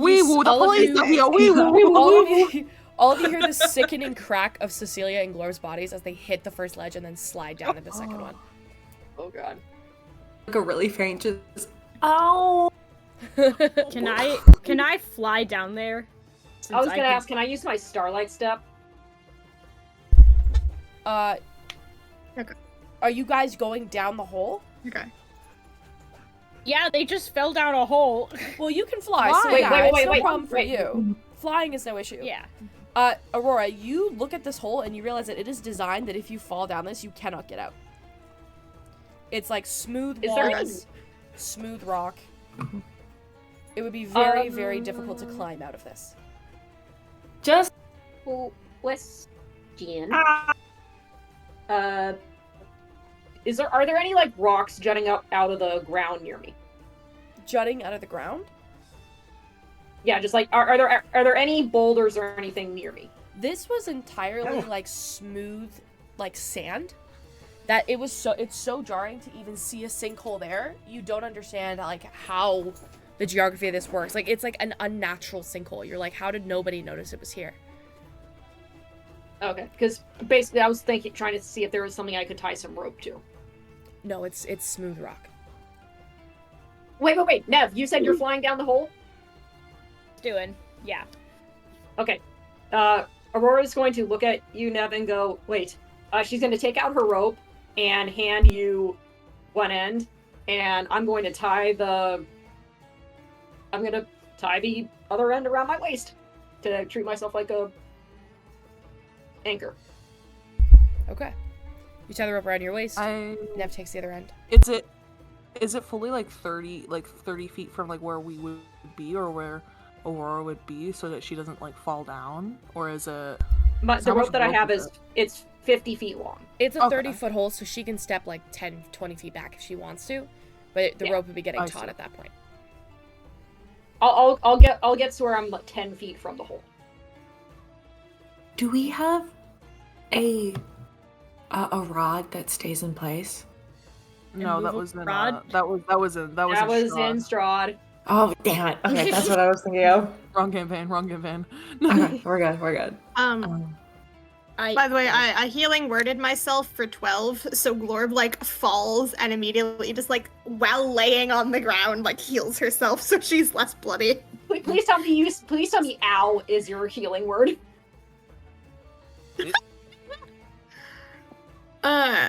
Yeah. It's just a deadpan ow. And knowing Glorb, it's probably ouch, not ow, but otherwise absolutely. We've got a concussed individual down there as well as the deadpan one. Hey, Aurora. Yes? So when Nev goes down there, am I able to make any kind of perception check to, like, see all the things they're seeing? I mean, it's just a hole, right? Are you talking about the It's a bodies? hole with bodies! Yeah, the Yeah, bodies. Cecilia, I will say, about in the the bodies. meantime, Cecilia has army crawled over to the body. Jesus Christ. She's checking it out. She's investigating. I think I heard Biz say my name. Yeah, Viz was like, you can like pick one of them up at least, right? Of course, yes. Okay, Viz will pull out his funny little lute, and then he'll start going, fly like an eagle, to the sea, fly like an eagle, let my spirit carry me, I want to fly, and then he like touches Aurora and she has fly now. She can fly now. My god! Just screw the rope, the whole rope thing? Oh, Nah. yeah, screw the rope. Aurora's just like, whoa, oh, this is different. Yeah, And, you can fly now. They fly now. shit, I need to look up the mechanics for... How long does it last? It's a concentration, but it is... will increase your duration, concentration up to 10 minutes. You have a flying speed of 60 feet for the duration. Alright. So I'm just strumming the chords to fly like an eagle. Evan, I love you. Aurora's going to, the rope's still attached to her. She's just going to now, like, go running forward and then just, like, dive into the sinkhole, like, Princess Bride style. Nev says, "You think you can pick up Glorb? I might be able to pick up Cecilia. I might be able to pick up Glorb. We will see. It potentially could be a team. How much can Aurora lift? Let me take a look. I can lift, my push. Oh, dang. I forgot. I'm this strong. My carrying capacity, 240 pounds. My push, drag, or lift, 480. Yeah, you can lift Glorb. Yeah, Aurora's Did you put all your stuff down before going down there? there? Good point. Aurora's very quickly going to drop most of her stuff except for her glaive, because yeah. Yep. Yeah, then Nev has her armor of magical strength, so she can make herself strong with science. Nerd. Yeah. So with those combined efforts, I feel like getting them out is quite simple. Like, you're able to pull each other out of the However, oh, no. Did Cecilia get a chance to investigate the body? The body? Make an investigation check. Nev and Aurora are basically the jock and the science nerd working together. Yeah. 23. 23. You find, a short sword, a couple, like a medallion, a couple small things on him. But what you do find of interest is a rolled up map. When you open the map, it is identical to the one that Kurt showed you. But it has some quickly drawn additions in a different color, like pen. And one of them has, like, you could see on this map it had, like, the flight patterns of Benabar, the dragon, right? It was drawn, flying back and forth, and then it starts to get more sporadic.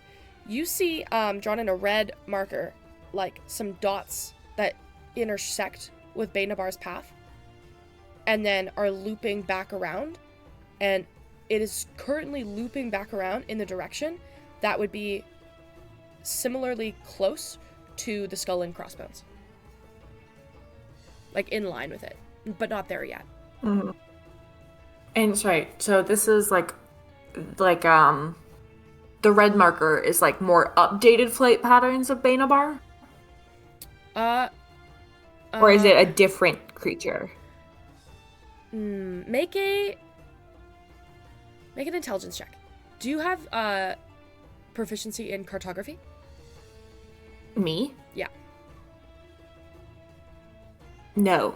Then this will just be an intelligence check.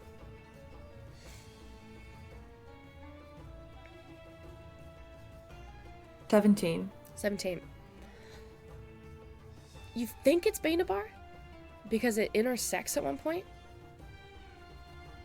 And it intersects at a point that is not that far ahead of you.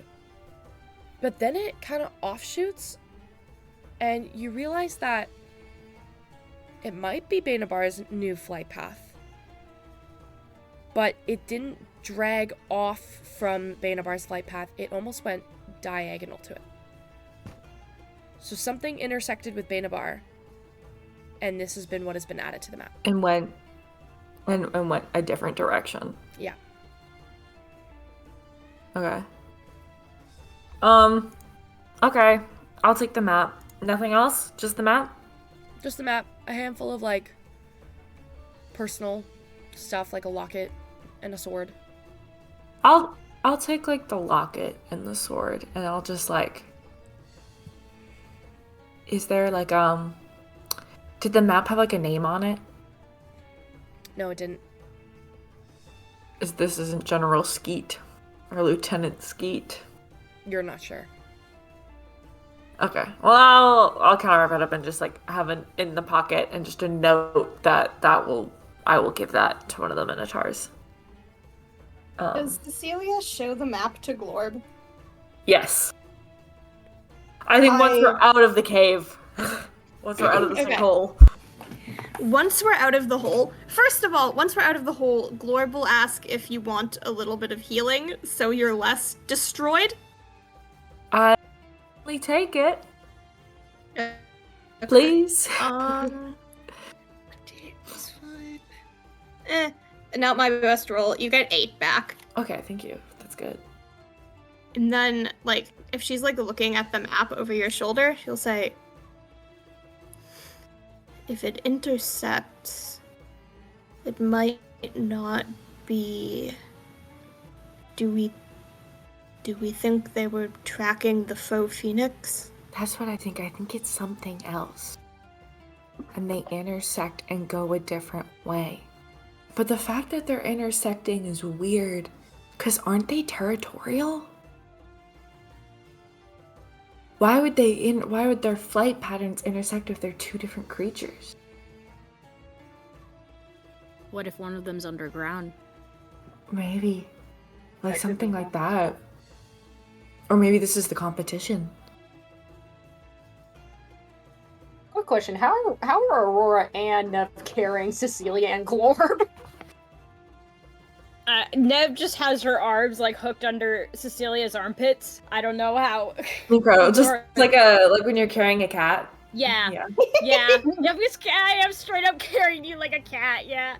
I have to imagine Aurora's doing like an over-the-shoulder fireman carry. Yeah. Aurora's doing the fireman carry because Glorb's bigger than her, which is really funny. Yeah.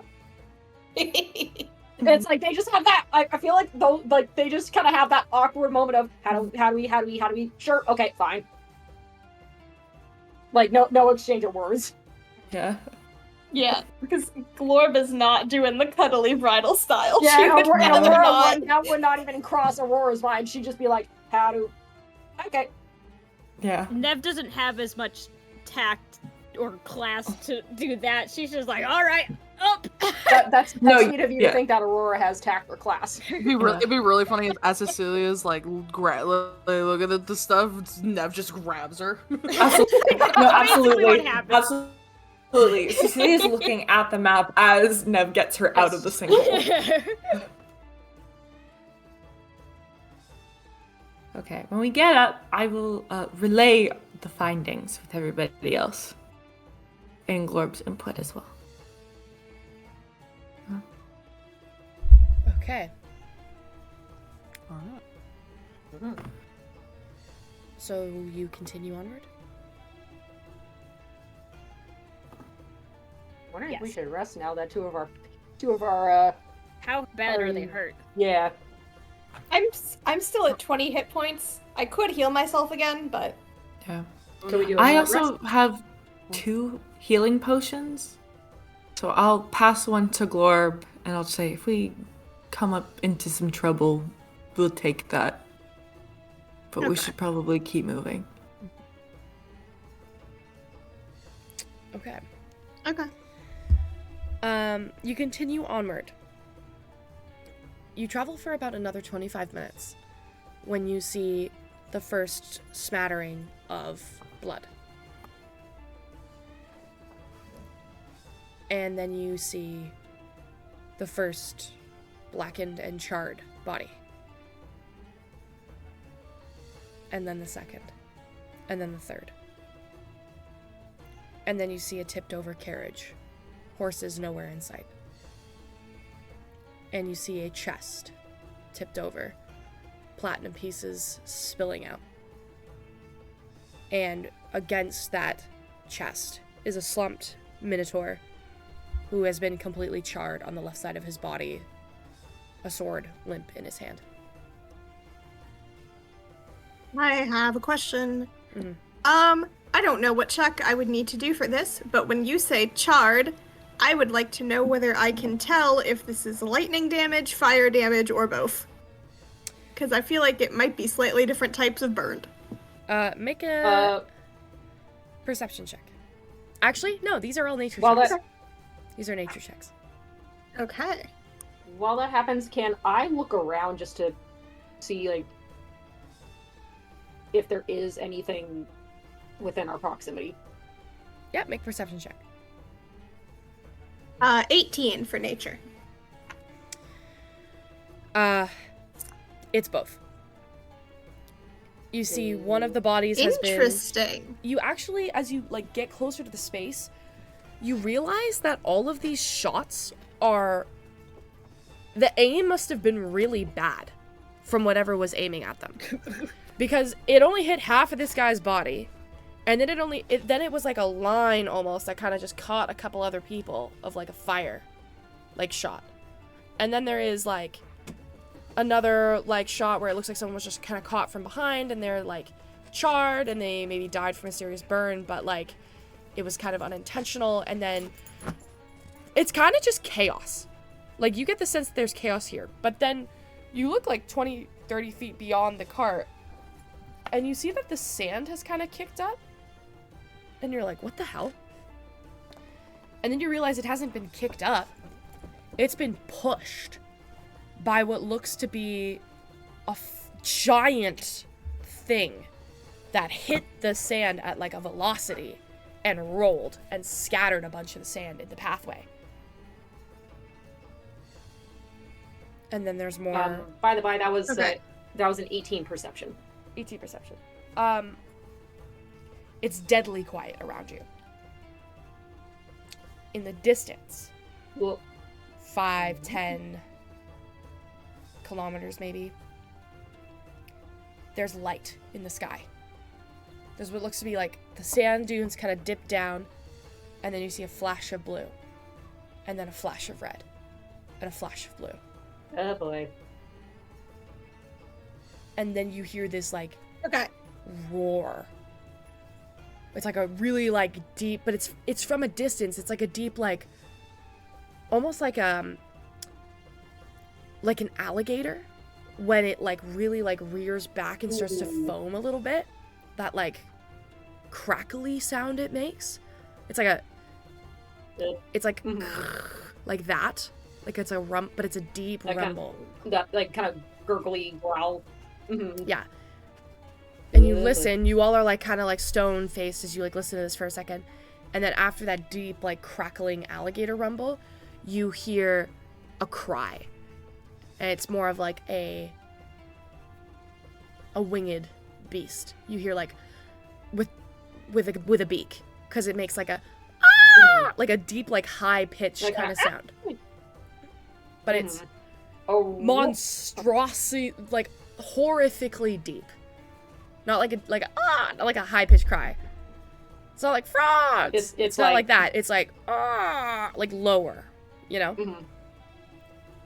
Aurora's going to clock this and, staring in the direction of the red and blue, go, "We might have company coming very quickly." There's something here other than the blue dragon, and it has fire. I think I'm looking right at it. Oh man, if it's a blue and a red dragon, we're fucked! No, bitch, that's Palkia and Dialga. Sorry. Glorb is going to look at Cecilia, and unless Cecilia objects, Glorb is going to drink that health potion now. Cecilia will also do that. But she will make eye contact and fucking but she will also. So this is a carriage. There's a carriage. Like it turned over remains of a carriage. Can we hide in it? We can try, but we'd better move fast. These things are okay. Let's hide. Let's take the healing potions and like hide. Don't touch anything until they go away. Okay. Okay, come on, go. No. I was gonna make a Pokemon comment. You can continue. Oh, I was about to say, it looks like we could hide there, but it looks like these guys were more so of in the way of the struggle. Doesn't look like they were attacked necessarily. It looks like they were, caught in the crossfire. Mm-hmm.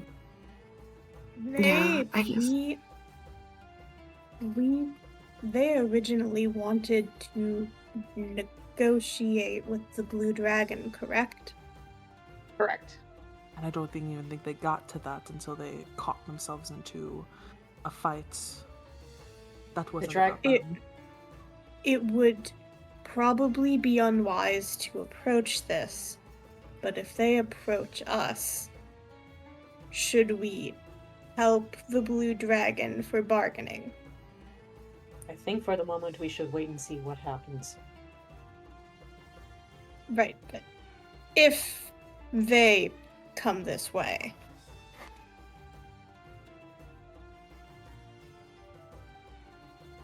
It could be an option, yes. The prince told us to appeal to the dragon's ego.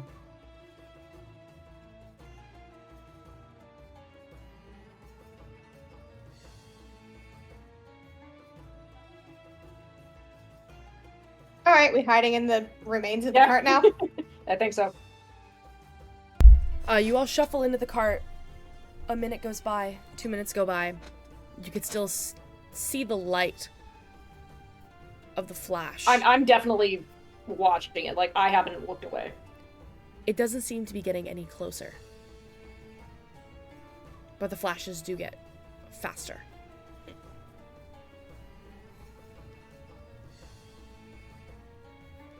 Can I gauge if these two are fighting or like what's going on? I know we're a distance away, but can I like get a sense of what's happening?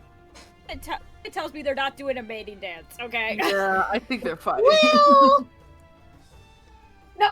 What? Imagine we just walk in on two dragons getting it on. Jesus. Well, it sounded more like the other creature had it was like a winged, like feathery. Yeah, like some sort of fire. I don't think it's a dragon. I think they're fighting. Based on the screech and the roar, they're not having a good time. Well, you calm down.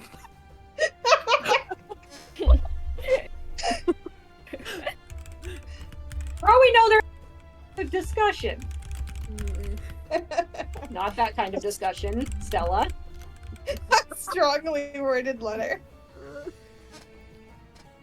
What are you guys doing? I'm staying right where I am unless someone tells me otherwise.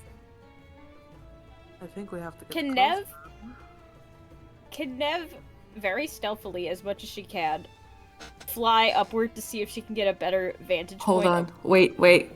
Before you do, Cecilia is gonna take a little pearl off her pearl necklace and like put it to your forehead and whisper a spell for a minute. I was gonna take it back and just nod her head. You have Fortune's favor. There you go. Cool. Okay. So you essentially, for the next hour, you have a reroll. One reroll. Oh, thank you. Okay, cool. Yeah, can I stealthily fly upwards to see if I can get a better vantage point? Sure. On whatever is happening. You fly upwards. No stealth required because these creatures are not paying attention. Okay. To you. Okay, cool. You fly up, and you know what? Would you open Owlbear Rodeo for me? Oh. What? Okay, where's the link again? Yeah. Just me or everyone? Just you.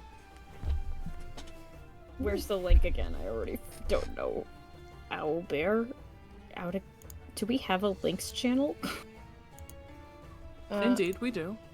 Where? Which one? Try this. Actually, you know what? You can all open it and I'll begin to describe it. Oh, thank you. You see what you can only begin to describe as a pit in the ground of ruins and a small bit of water. And in those ruins, you see the skeleton of a massive, glowing bones of a leviathan. Oh, As the moonlight that makes from that the exact desert hits noise. it, Oh, your eyes boy. glow red of this skeletal body just on the ground. Ooh. And around them, with one of the creatures just circling predatorily, is a giant creature with flames, dark body with flaming wings, that you can't quite figure out what the hell it is, because you've never seen a creature like this before. And then against one of the pillars underneath the head of the Leviathan, you see a massive 25-foot long and tall young blue dragon that is breathing out lightning as it tries to get closer. It seems the two are at an impasse. The blue dragon has retreated to what looks like its lair is, and is taking shots at it from a distance, and this giant flaming bird can't seem to get close. But they are in vicious combat. Oh, God. But so you said the skeleton thing, its eyes are glowing? Yeah, its eye and the bones are glowing. Like it's glowing like a faint pink. And you're not sure if it's just leftover magic from the remains of whatever this creature was. Or what. But it is glowing. Or if it's alive. You have no idea. Can I make any kind of intelligence-based check if I know what the fuck is going on? Okay, well, here's my question. Do you want to know what the bird is? Do you want to know what they're doing? Or do you want to get an understanding of who's winning?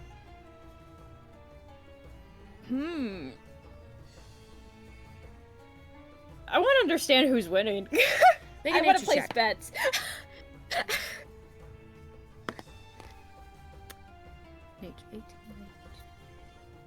23. 23. Right now, the rock has the blue dragon pinned in its lair. But it can't get close. So okay. It is a rock-like creature, yes. It's not fully a rock. Okay. It's a slightly different creature. But it resembles stuff similar to one. Okay. Yeah, you guys have seen a rock before, I think. In like passing. Yeah, I think we have. It resembles a rock, except it's literally on fire. Okay. Can I make any kind of nature check about this Leviathan thing? Laying in the sand? Yeah, you could certainly try and make a nature check. That's some Lovecraftian shit right there. It's a 17. Yeah, you have no idea. From this far away... Oh, great. From this far away, it looks like some kind of like...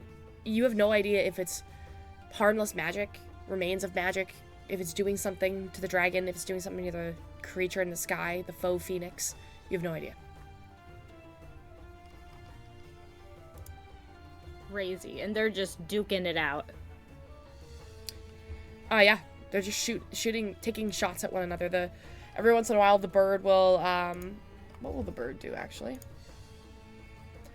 Every once in a while, the bird kind of like beats its wings, and a swirl of fire just erupts towards the creature, and then the dragon will shoot lightning and evaporate it in the air, or like they're taking shots at one another, essentially.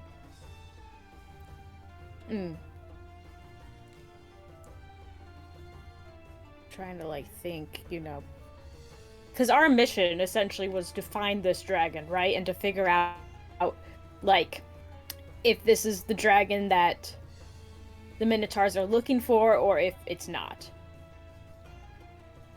Yeah, we were like, I think the thing was that we like try not to kill him, but like depending on like his like relation to like everything, or if we have to, we can.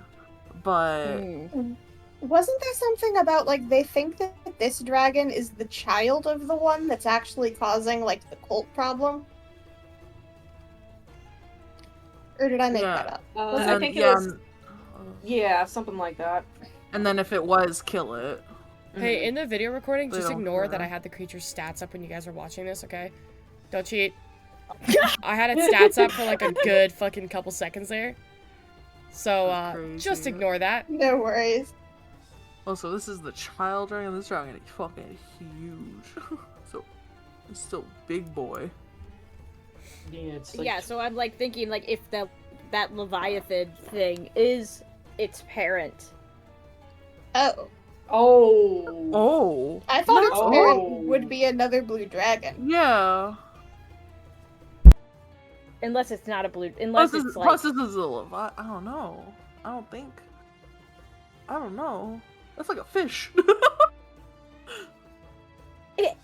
I mean, ancient dragons can get pretty massive. How do we know that this isn't?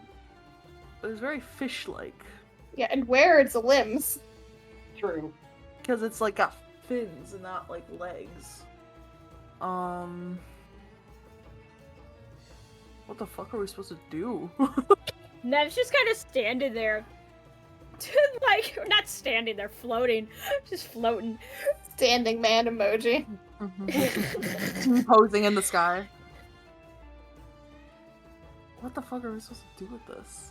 You can exactly walk up to the dragon and go, "Hey, by the way, sorry to bother you. Are you the son of so and so? You're not Yeah, okay. Good, bye." Yeah.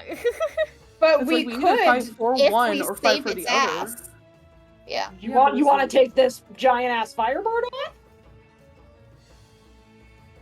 I mean, I don't know what our. Because also, the kobolds were, like, warning us about the faux phoenix, so clearly Yeah. that one's not, like, a friendly dandy guy either. Mm-hmm.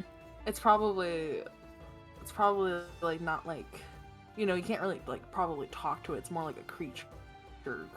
Yeah. This is like. It would really suck if we killed it though, and it was like trying to do good though. Well, yeah, and that's the But thing. the It's like kobolds! we can't just walk. Wait. Could we send a message to the prince and tell him what we're seeing right now? If we want to use the spell slot for it. Yeah, that is the problem. Given the fact that we're about to go into a fight, probably if we do anything. Just say like, "Hey, this is what we're seeing." I don't know. Does Nev come down and like relay it to Yes, us? she comes down, I think, at some point and relays all the information.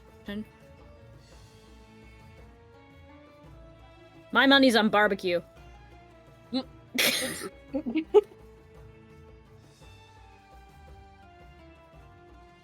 If we want to negotiate with the blue dragon, we either wait or we kill the faux phoenix. Is that the route we want to take? But then what if we find out that we dealing with a dragon that we might have to kill? Then we're weaker. And they're gonna be weak as well, but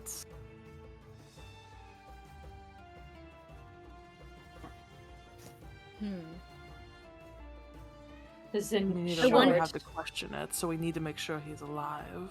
I wonder if there's a way that we can, in a way, kind of scare this phoenix off. Or drive it away for some time.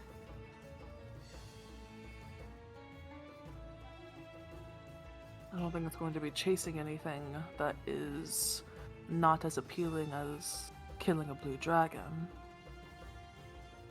We'd have to make something better. And that's a pretty big feat. And why would this faux phoenix be fighting the dragon unless the dragon is Territory, interfering with its territory? It has to be territory. I guess the question is whether the blue dragon is encroaching on the rock's territory, or the faux phoenix is encroaching on the blue dragon's territory.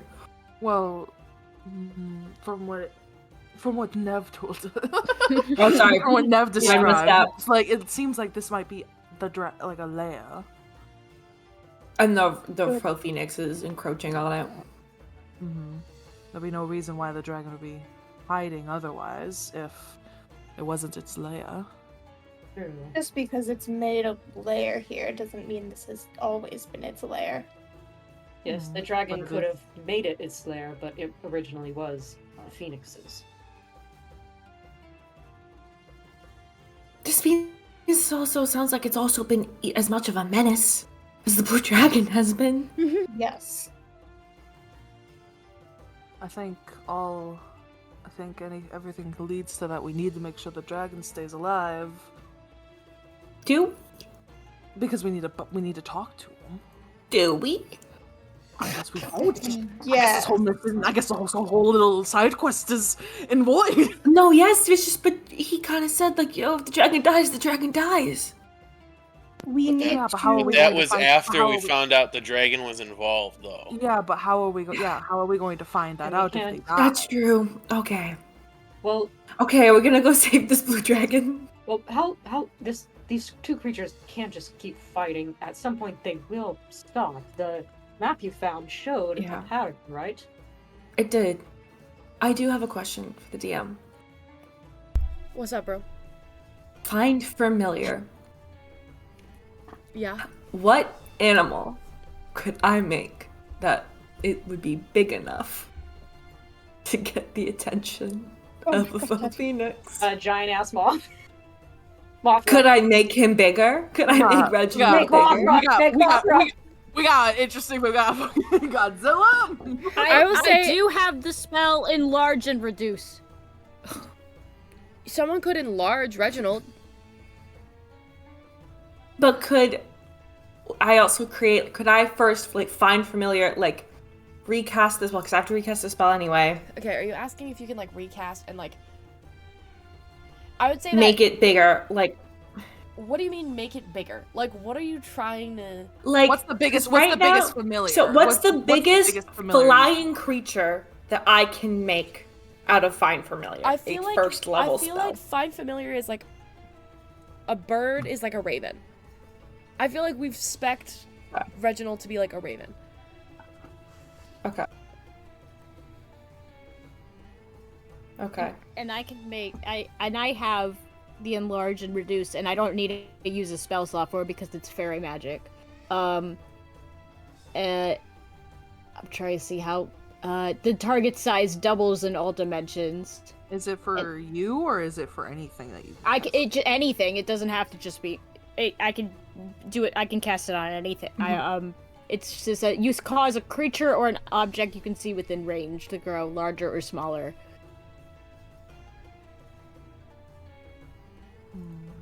Okay. Could I make Reginald bigger and have it lure the rock away?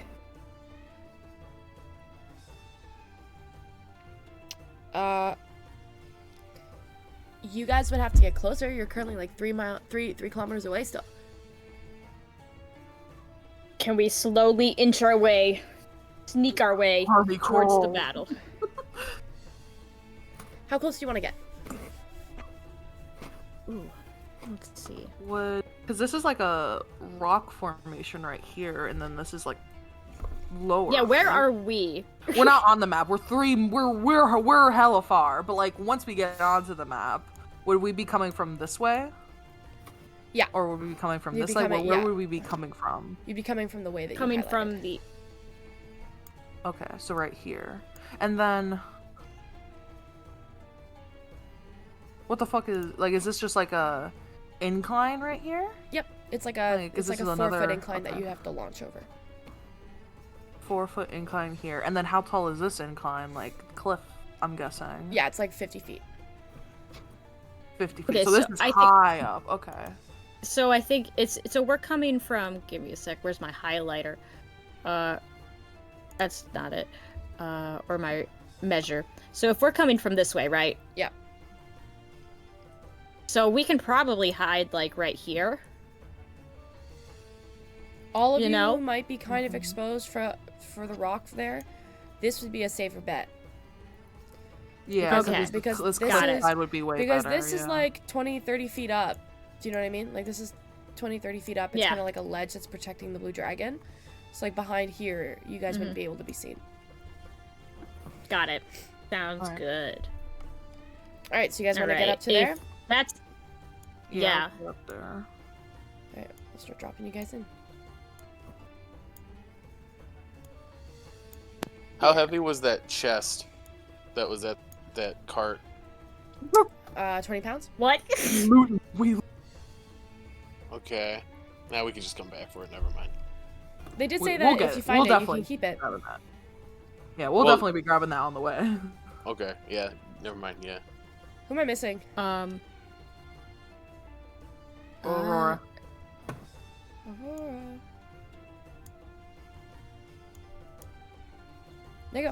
Should be all of it. Yeah, so if our plan is to have Reginald and then enlarge him so then he's, rather than being raven-sized, more like being giant eagle-sized. Okay, didn't your enlarge spell say double the size? Yes. Double the raven size is not that big. No, it's like falcon size.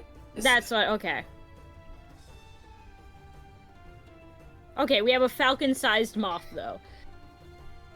Okay, you have a falcon-sized So moth. I think Well, that. You have a we could falcon-sized try it. moth. I don't know. Just perch him right there on the fucking. Just Perch him? like. Perch him? What are you asking Reginald to do, Cecilia? Him to fly. To get the rock's attention? Over in between. Not in between, but kind of just be flying past the rock. Mhm. And get its attention. get up in its face and then like Yeah. lead it somewhere else. It has about, by the way, this lasts for about a minute. Okay, I don't think his fly speed is that good. But I'm thinking we could maybe like, okay, here's a fucked up idea. Oh. What if we this is so fucked up. Okay, what if we like tie a vial of nithine to him so that when the rock eats it. This isn't fucked. That's actually, I don't know. Is that biological warfare?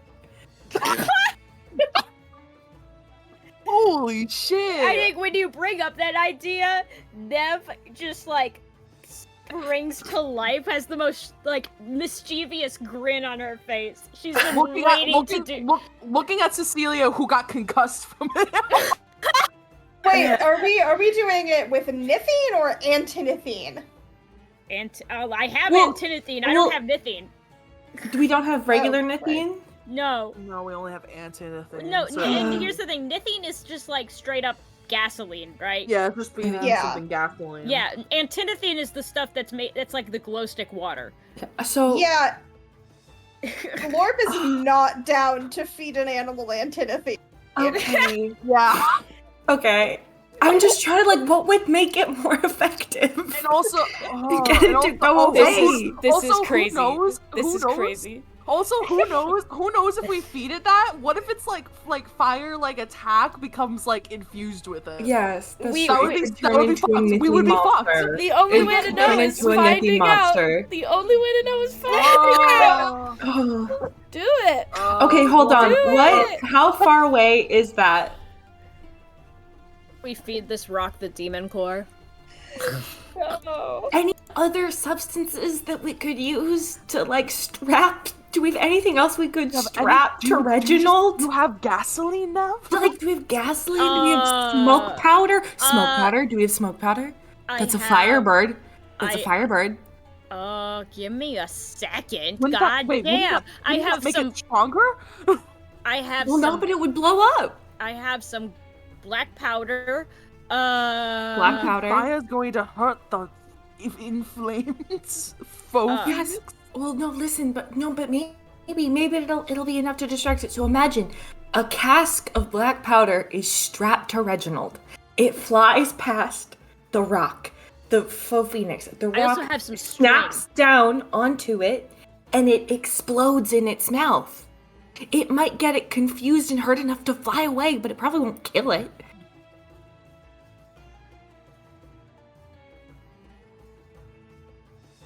Is that a bad idea? Looks like Globe. What is your belief of instead of poisoning it? Just regular old. You know, it's like giving it a little cough, you know. Giving it a cold.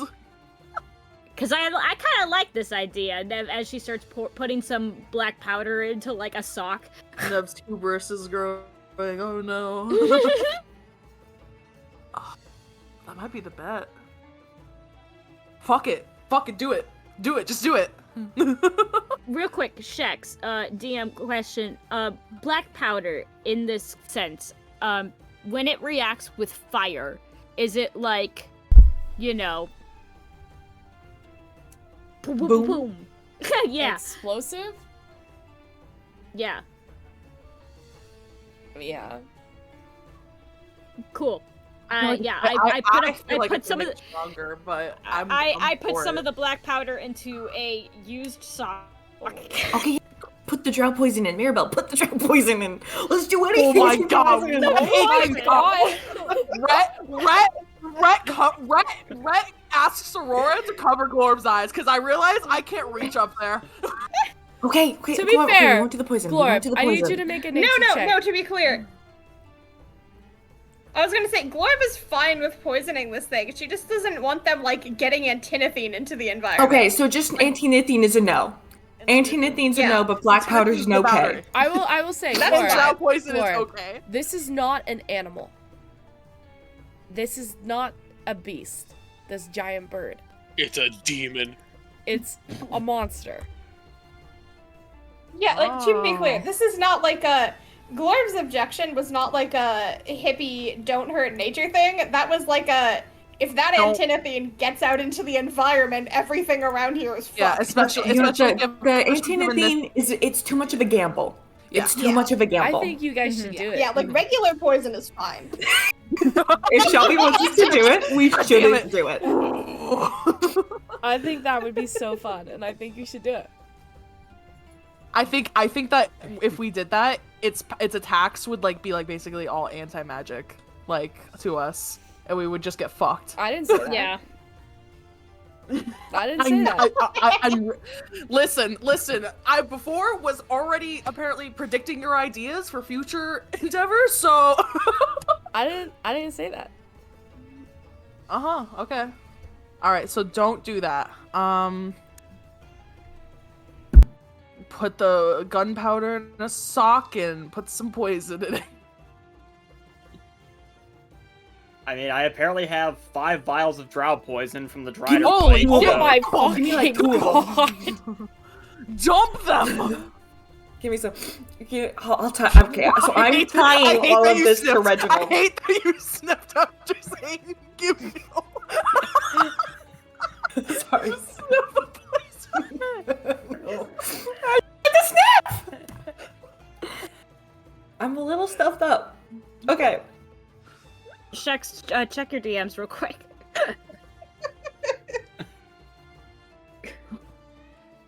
The poison. Okay. Tie everything to Reginald myself. I'm gonna tie the cask. I'm gonna tie the drought poison using some rope. And I'm gonna look at Reginald and I'm gonna be like, this is your chance. This is your moment to shine. You've got this. Like the fire, it will be instantaneous, but I'll bring you back. I'm gonna give him a little kiss on the forehead. And I'm gonna send him off into the sky. Reginald's getting flashbacks to having to dive into the fire while he's diving into another fire. Absolutely. Out of the can into the fire. And I'm going to stand right as he's setting off, I'm gonna stand behind Viz and I'm gonna put both of my hands on Viz's shoulders and I'm gonna look through Reginald's eyes. So I am now blind and I cannot hear anything. I'm in Reginald's consciousness.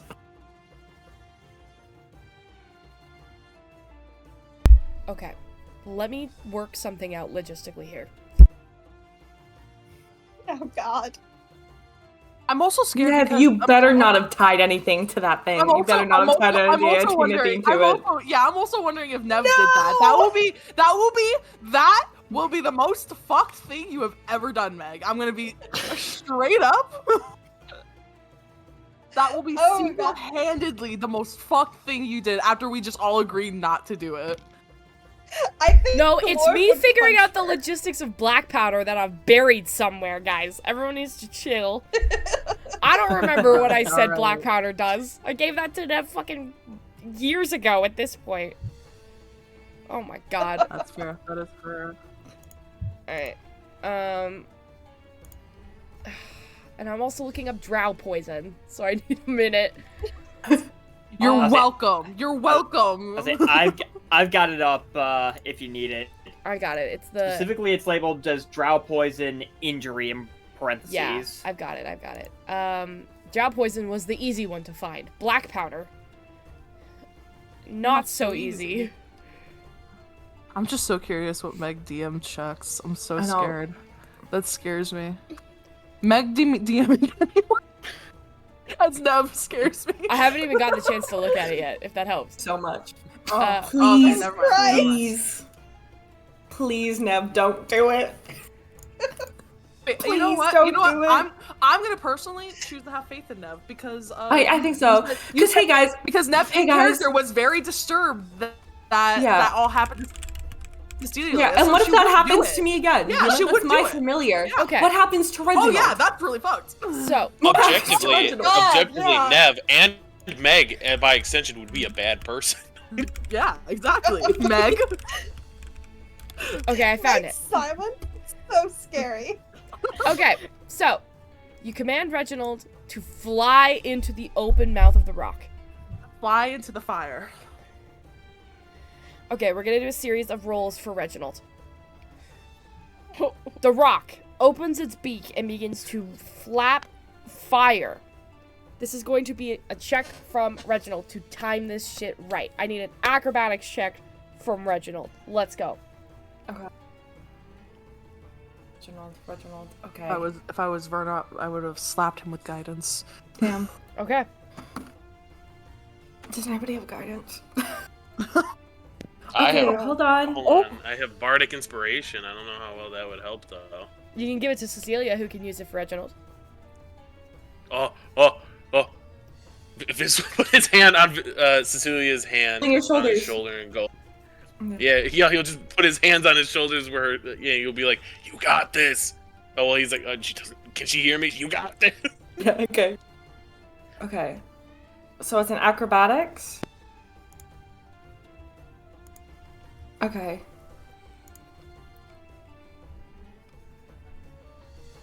I'm also trying to remember, so Reginald as a familiar, that doesn't use it uses his strength, dex, and all that? Yeah. Can I ask how much black powder you put in this? I need to know the quantity. Enough for him to carry. Enough for him to carry. I'd say probably about, enough to almost fill a sock. No. How much black powder do you have? I don't know. It just says black powder. Quantity 1. Probably a cask? Yeah, it's probably a small cask of black powder. Yeah. So you open the cask, dump stock. it into a sock. Wait, I see that you have a gunpowder keg. I do have a whole keg of gunpowder too, yeah. Holy Could we do the gunpowder instead? Is that the same thing? Let's just do the gunpowder. Well, Or is gunpowder and black powder, which is more... I think black they might powder be the is same thing. It's the same thing, but gunpowder is more refined. Black powder is more potent. Okay, so black powder. Okay. Also, how many vials of drow poison are you dropping in this too? I think it was 2. I think it was 2. 2? Just 2. I heard Wow, 5. Am I What was tripping? Mirabelle thing? Mirabelle has 5. Yeah, I have 5. Are you gonna dump all 5 into this rock? It's an important question. Absolutely not. Okay, because if you did, I'm gonna tell you right now, it would up the DC con save that it needs to make by 3 for every vial you add. So it's a DC 13 con save, but if you drop 5 in, it's a DC 25 con save. Okay. Now that it's been explained. Buy I you don't more. know. There is a chest of platinum. I will Yeah, buy we you can more buy- drow buy you- poison. I will buy you more drow poison. Previous sugar mama Mirabelle. Dump that drow poison and we'll be in debt for you forever. Please. Fuck it, we're gonna dump all 5 vials in. Why not? Oh my god. Oh my god. Reginald looks like he is wearing tactical gear. He's got goggles on. He's got goggles. He's got like a sock of black powder on his back, like in a little cask. He's got like little sashes with little vials. Oh my god. He's a fucking member of the Paw Patrol right now. Yeah. Alright, so You tactical up Reginald. Nev dumps some gunpowder Can into a I sock, use- ties it around Reginald. The Yes, vials one of more- drow poison are attached in. Yeah. You lean down I have to a question as Reginald. well. Yeah. Chronal shift as a reaction after you're a creature you can see within 30 feet of you makes a roll. If I'm within Reginald's consciousness, will he count? No, I don't think so. But maybe. Seeing through his No, eyes, can I it's use your- chronal shift on it's- Reginald? It's your physical body. Okay. Okay. But I will say, he does though, have because bardic, you do have nobody- bardic inspiration. Because nobody, not even a flaming bird, could see this coming, you do have advantage. Incredible. Thank you so much. Okay. Is it acrobatics? I just love that we're basically sending in a bomb. guys, this is the signal group chat. We're bombing nature. We're the signal group chat. Oh, Christ. Oh is my so funny. god. I'm also telling you Sorry. guys, every A time bit you of guys do Canadian this shit humor. on me, I can do this shit on you too. Just a heads up. This is so funny. Yeah. This is absolutely about to ruin my plans. Okay, ready? What did you roll on your Okay. acrobatics check? Okay, I'm doing it. Oh, Shelby, you hate to see it. Oh. It's a 19. Plus 2 for his dexterity. Plus, what is the bardic roll? A D6 if I remember. Jesus. Okay. Or was it a D8? I can't remember. It's a D8 now. It is a D8 Oh, okay, it's a D8. now. Oh my god. Okay, with a 7 on the Oh my D8. Holy shit. Holy That's shit. 28. No, it's not. Shut the hell up. 28. Oh my was God. that the DC? Was that the DC? No, of course it wasn't. The DC was 20. Alright. Alright. So. So does the extra 8 give us, you know, a little kick to it? I need a music change here. Hang on. Send the music. Give us the music. Hang on. What are we doing? This is what we're doing. Hang on. Moisture cleanser. Garnier ad. Hang on. Oh my god. This is also an ad. Moisturize God. this burn we about to give you. I think we're doing the opposite of moisturizing it. Yeah. Yeah. Get ready for chicken wings, guys. Okay. Yummy. We'll be able to bargain with it. It's like, hey, Yeah. dragon, here's some yummy chicken wings spiced with a This little bird bit got of the black powder. powder. Black powder peppering. I just got to say, I was working on my dinner the whole time listening to that, and I was dying of laughter. drow- I scared the I drow scared the shit point- out of Lincoln when I laughed. Black powder peppering and the drow poison will absolutely paralyze you in your senses. Okay. Here's what happens.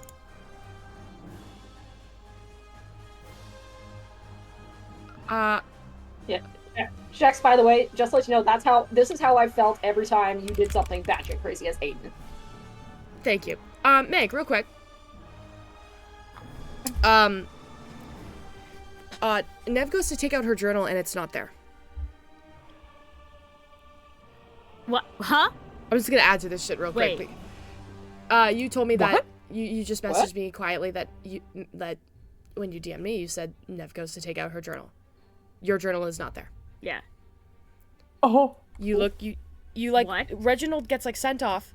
You like tap your body looking for your you look in your bag, it's not there. So you were watching Reginald with like laser focused eyes, and then you were like tapping your body, and then you're like, what the fuck? You were like going to grab your journal, but your journal's not there. As this is happening, and you're like, the journal's not there, what the fuck? All of you are watching Reginald. Reginald flies in, a little white speck, with this tactical suit carrying this load underneath it. His little wings, vroom, vroom, vroom. Cecilia, you are locked in. You are dodging and weaving. It's like a roller coaster. You spin. The rock rears back. It begins to flap. Heat sears. It's building. It's building. Reginald is breaking it by seconds, by milliseconds. The beak opens, and Reginald flies in. An open, beaked black maw with fire beneath it. The heat begins to build. It's almost too much for Reginald to bear. His little wings shake, And in that moment, as he takes that 1 hit point of damage in the back of its gullet, he disappears, and you get a shot of the concoction you have created dropping. The rock closes its mouth. Your connection is lost. It tilts its head as its wings beat. And something horrible has happened. And as it slowly begins to realize this, there's this explosion. Oh god. Okay. I need Nev to roll 10d10 fire damage. And then I need Nev to roll 5d10 force damage. From the eruption. 10d10. Okay, I got a 10. I'm doing this on D&D Beyond because that's a lot. 10d10. Come on, join, like, somebody's gotta do, like, a lot of rolls like I had to do. So, that's 55 points of fire damage. Oh god. Okay. And what was it for force damage again? 5d10. No, the what was it? Sorry. 5d10. 5d10, sorry.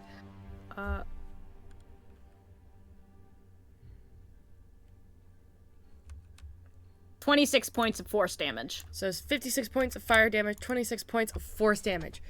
Immediately, this bird screams with pain as its insides erupt. You can see, it's horrible. It's horrible to watch.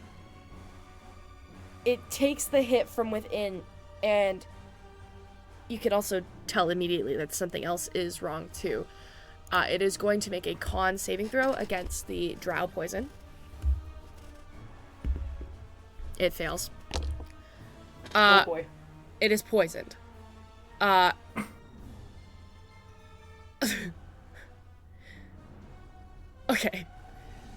It falls unconscious.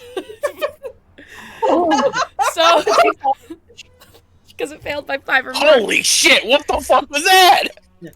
So yeah, if you failed this DC check by 5 or more, you also fall unconscious in addition to being poisoned. Which it wouldn't have. It wouldn't have. Definitely getting the DC more of that. Was 23 because it was upped by so many doses. So it failed by 5 or more because it rolled a 12. So you see the eyes begin to flicker shut as like its wings begin to clench and seize as poison begins to take control of its body, and then all of you watch as there's a shuddering and a shaking. And its eyes flicker. And all of you are looking, and the blue dragon even is just kind of like pacing like a lion in a cage, just kind of back and forth watching this happen. In a flash of moment, this creature, this rock, its eyes, a searing heat. You guys watch them flicker and flicker as they turn a very, very familiar, deep neon green. What? No! What? It begins to flicker and spread through the body. The flames on its wings flicker from orange to green, and you hear as it begins to fall unconscious this horrific cry of pain. Nev, I need you to roll an additional 5d6 force damage and 5d6 poison damage. 5d6 force. I feel like the whole group was kind of like, "Oh shit! Oh no! Oh no!" So that's 27 points of force damage. Okay.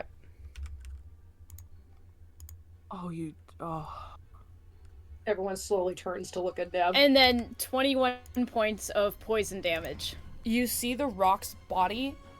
It went from having nothing done to it, being totally healthy and terrifying, to being near death. As its body begins to shake and twitch, it falls unconscious and flips onto its nose and takes a nosedive into the pit of water that is underneath it. Oh shit. It is going to roll a series of checks in its state of consciousness to try and dodge the pillars. It is successfully able to dodge one of the pillars and not take any damage. And then,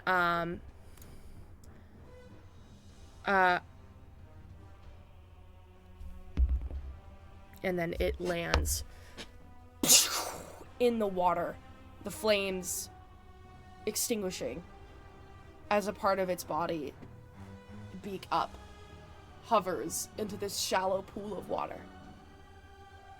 As it hovers into this pool of water and the green veins slowly take over its body, you see a neon green begin to spread.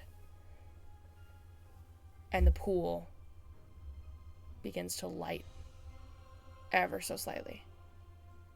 A large body of water to be contaminated by a single vial, but there is some remnants and remains, as the creature is unconscious. You all hold your breath for a bated second, and you hear the blue dragon.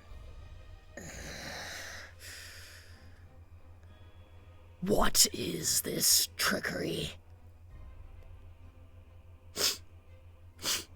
As it slowly begins to sniff. What are you all doing? Should we announce ourselves? Yeah, I don't want that fucking dragon to take a bite of that guy. We gotta stop that. Okay, who's gonna announce us? What? Who's gonna Viz! Okay, your thing. Cecilia is going to push Viz out and stand behind him, but push him out. You step out, Viz. He's like, ah. You step out here, and the dragon immediately turns towards you. Yeah, I'm gonna be right behind him just in case. Viz's hands are up in the air. What creature disturbs my lair? What trickery is this? Are you asking who we are, or are you asking about that guy? Explain yourself, fairy. Alright, man. Can't beat those fairy allegations, huh? That's what you look like.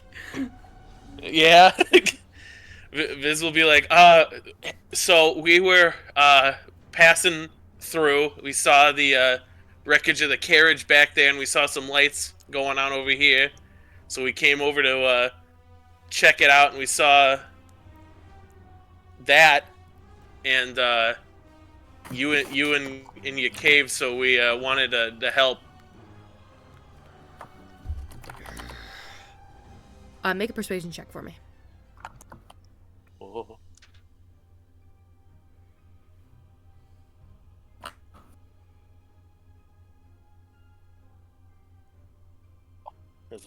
There's 19, but 19 plus 7. And what fairy sees it fitting to disturb Bearben, breath of gods? What mortal finds it pertinent to offer me their pitiful help? Why does that seek out Bearben? Speak!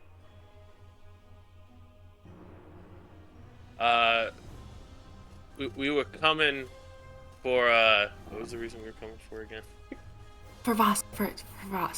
To appeal to the dragon. We were coming to, I guess, give tidings, I guess, if that's the right word, and, we've been hearing about that guy. Well, he's in your pool now, but we've been hearing about that guy causing trouble too, so that was also kind of on the agenda.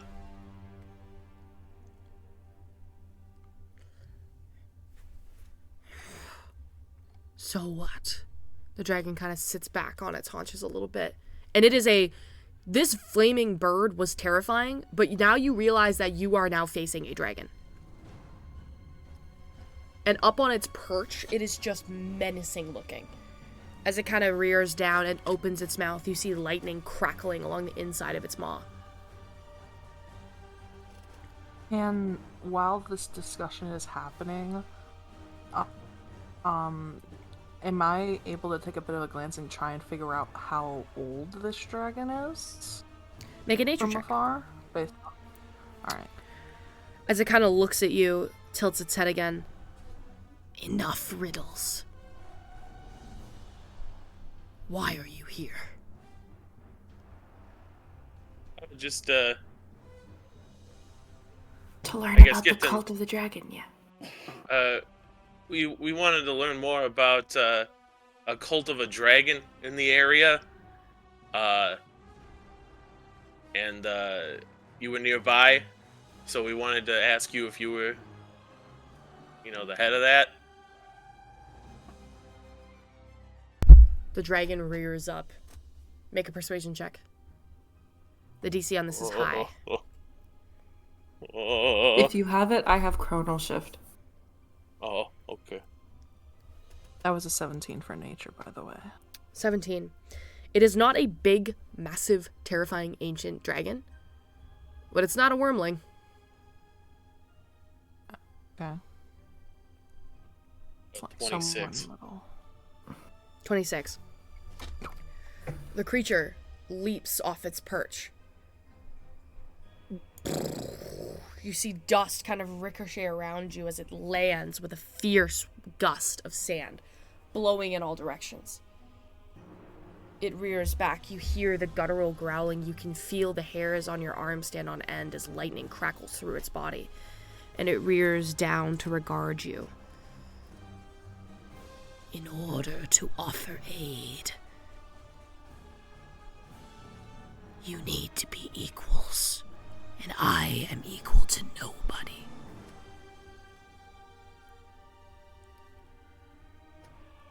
I understand completely. Obviously, we'll think better for next time.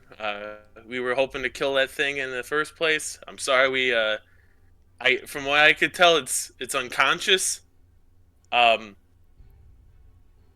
you could do what you want. I would not recommend eating it though, if you intend on doing anything to it. I will bring it down as I have done other territorial brats for generations. You speak of a cult.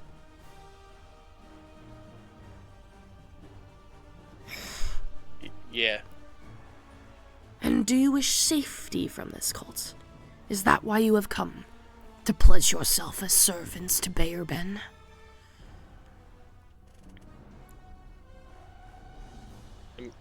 We were just trying to look for information, but if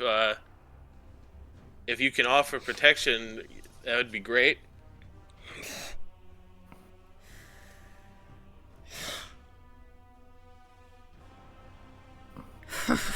And you realize that the chuffing it's doing under its breath is laughter.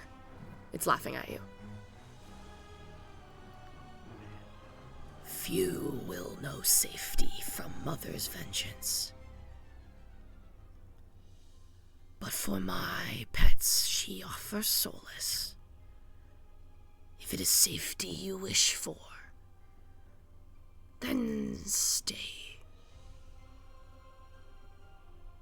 Of course. Kind of looks down at you all. Safety comes in death, too. Make your choice, fairy.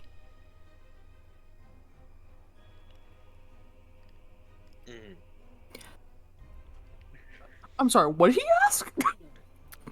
Stay as servants he said or die? Kill us or... Ew. Ooh. Wow. Great. Yeah, we Cool. can't technically Ask- stay. It's not cool. Okay. Okay, question. Fizz, could you ask about Mother's vengeance, and we maybe just get like a little bit of clarity on whether or not he is the head of the cult of the dragon, or if this would be the mother that is the head of the cult of the dragon? Didn't the Minotaur guys already tell us that they think this one is the son of the head of the cult? So I feel like we know that part already. Plus, he just said mother's vengeance. Yeah. Okay. So yeah, I just want to. I think that just kind of. I think. Yeah. Yeah, I think we got our answer. Okay. I mean, I would prefer not to die, and I don't think my friends would either. I will urge you though. We gotta get that thing out of that water.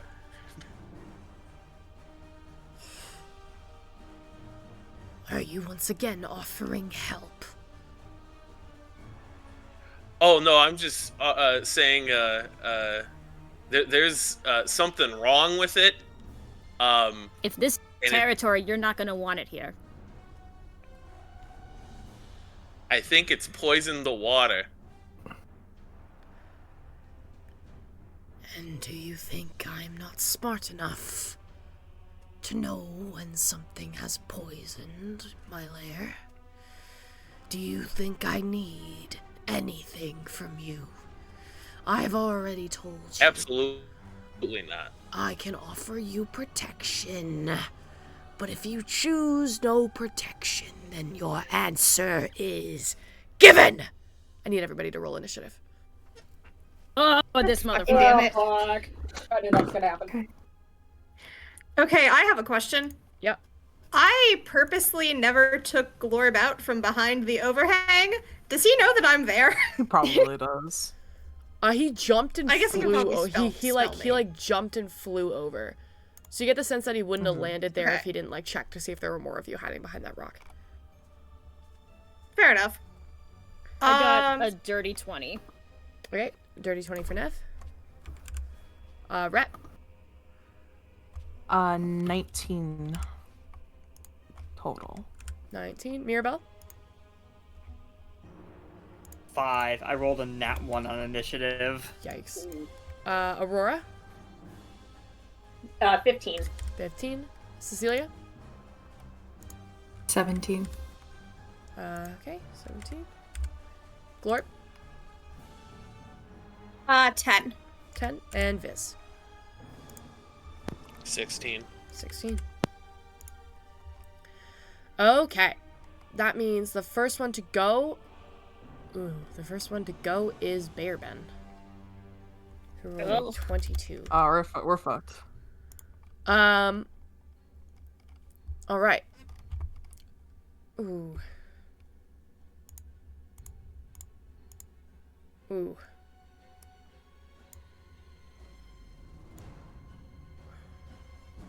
How big is that cone? Sorry, one sec. 60-foot line that is 5 foot wide. It's not a cone. Which means Bearben on the ledge curls over and repositions himself. Not makes himself smaller, repositions himself. Repositions himself on the edge of that guy. He is going to shoot a line. Oops. He's getting bigger. He is getting bigger. Getting bigger. He's going to shoot a line.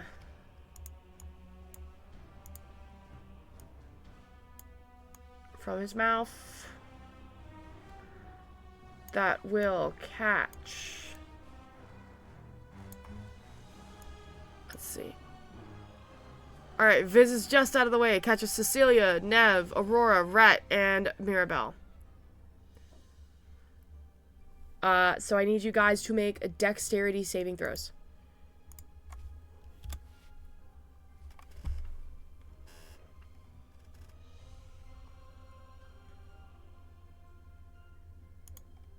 I got a 9. 18. Okay. 11. Okay. 22. Okay. Natural 1. Okay. Oh! What? Yeah. Oh, guys, this is gonna be really bad. I'm gonna throw that dice away because holy. I thought you were about to say I'm gonna throw up. I just also that. I just rolled so especially many Dex. Especially Especially Dex for me. Dex for me. Yeah, this is not good. Guys, this Okay, is really hold on. bad. Before I know the outcome of the roll, I'm going to use Chronal Shift. Okay. And I will also use Saving Face. Okay. To get a 21. Are we about to get TPK here? Okay. I'm going down. There is no way I'm not going down. I'm gonna tell you that right now. Okay. I So will be shocked. Okay. So that's so fucked. That's gonna be so fucked. I rolled so well. Who got below a 16? I did. Nev, I did, obviously. Rhett, Mirabelle. I rolled a Mirabelle 22. Yeah, Mirabelle got 21. So Yeah. just Rhett. And I re-rolled a bunch of shit to get a 21. 21. Okay, so this might take you all Aurora? out anyway. I got Okay. an 18. Oh boy. Okay. We're about to get TPK Okay. here, guys. Okay. Rhett and Nev, you take 59 points of lightning damage. Oh, That's surprisingly not as bad as I thought, but I am still down. same. I'm down. Cecilia, Aurora, Mirabelle, you guys take 29 points of lightning damage. Owie. That's not as bad as I thought, but still owie. Cecilia's at 1 hit point. I just watched Allison move her shit. shit to 1 hit point. I just got a live D&D Beyond screen of that. Holy crap.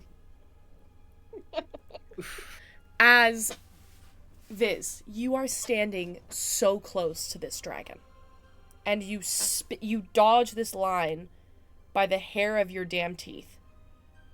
The skin of your the hair of your damn teeth. The hair, he's got some hairy teeth. Guys, I'm so Gross. sick. What the I'm fuck? so sick. I'm so sick I and wish I delusional. was in the thing now. I'm so sick and delusional Well, no, right it's because he's a changeling. now. Oh my god. Okay. You skirt out of this by the skin of your teeth. You take a good look at this dragon as it shoots fire and knocks out, Fire? shoots lightning. Fuck you. Okay. Shoots lightning. No, what? I genuinely was concerned. I was like, fire! That's resistance! Okay, fair enough. Lightning.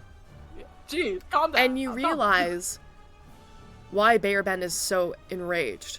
And it is because Bearben is very injured. This rock has done some serious damage to it to get it to retreat back to its Leviathan head. And you get the sense that it is already very bloodied. The lightning fizzles out of its mouth and it turns back with a snarl. That is its turn. Next to go is Nev, who needs to make a death saving throw. Damn. Yeah, I think the two people who are on top in the rolls go first. Yeah, it's Nev and Rhett who are both unconscious, and then Cecilia at 1 hit point. Oh yeah, I have to DM you real quick. Yeah.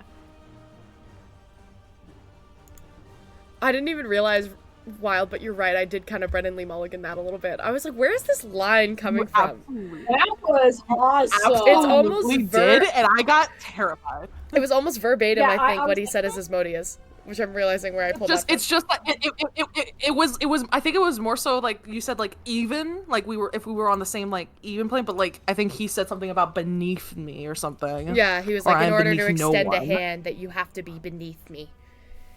Yeah. There is one funny thing I Gotta can look do. up that clip. That I could say. So, my armor of strength prevents me from going prone. Oh Does no! that mean I can just be unconscious while standing up? Yeah, so Nev is unconscious standing up. Yeah, she's just like her chest plate is fully in place, but her head is her head is dipped down as she's just standing in place. It's Can kind It's kind of like the immovable rod, but more so just like her chest plate just keeping her in place. Can Aurora just look at Nev and go, "That's rather disturbing." Even though I've got like lightning all over me. And that's the end of my turn. Okay. Rhett, what did you roll for your death save? Can you message it to me? Yeah, I will message it to you. And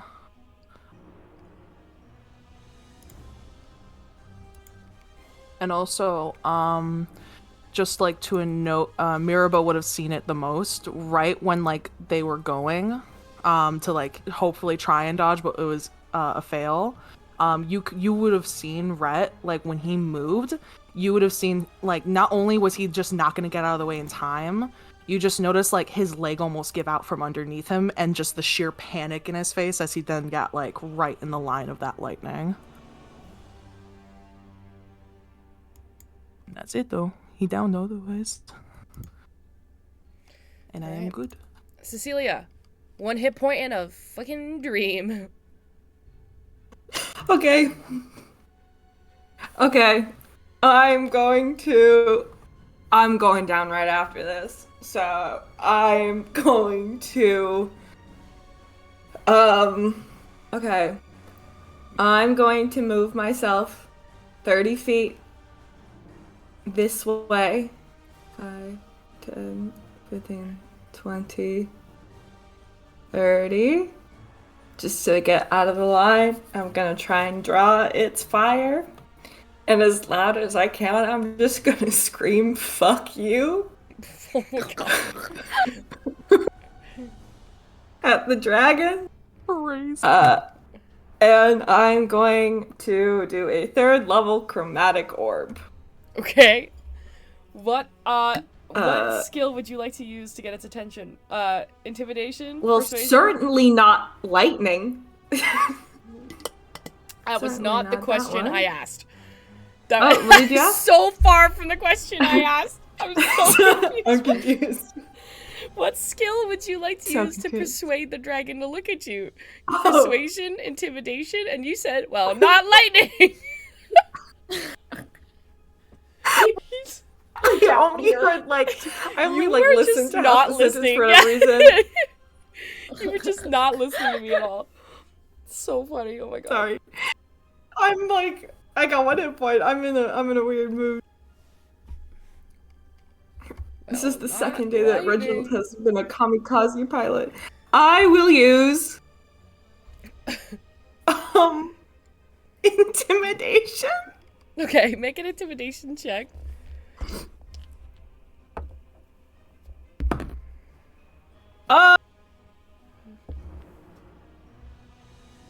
Pretty good. 18. 18. All right. The dragon turns to you and snarls. It's not intimidated by you, but it is irritated by your display of lack of fear.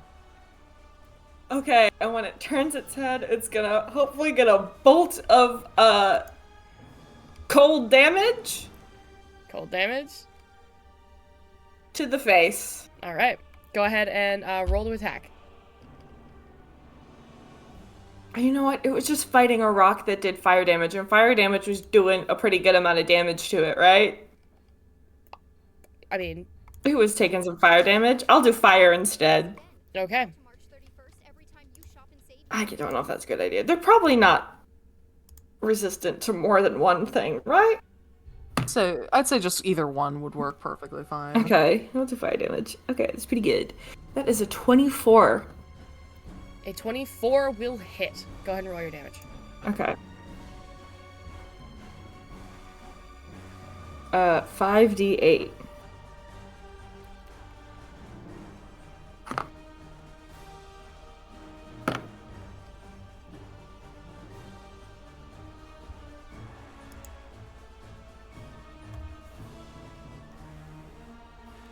Rolled very well on that. That's a 26. Ooh, 26 points of damage.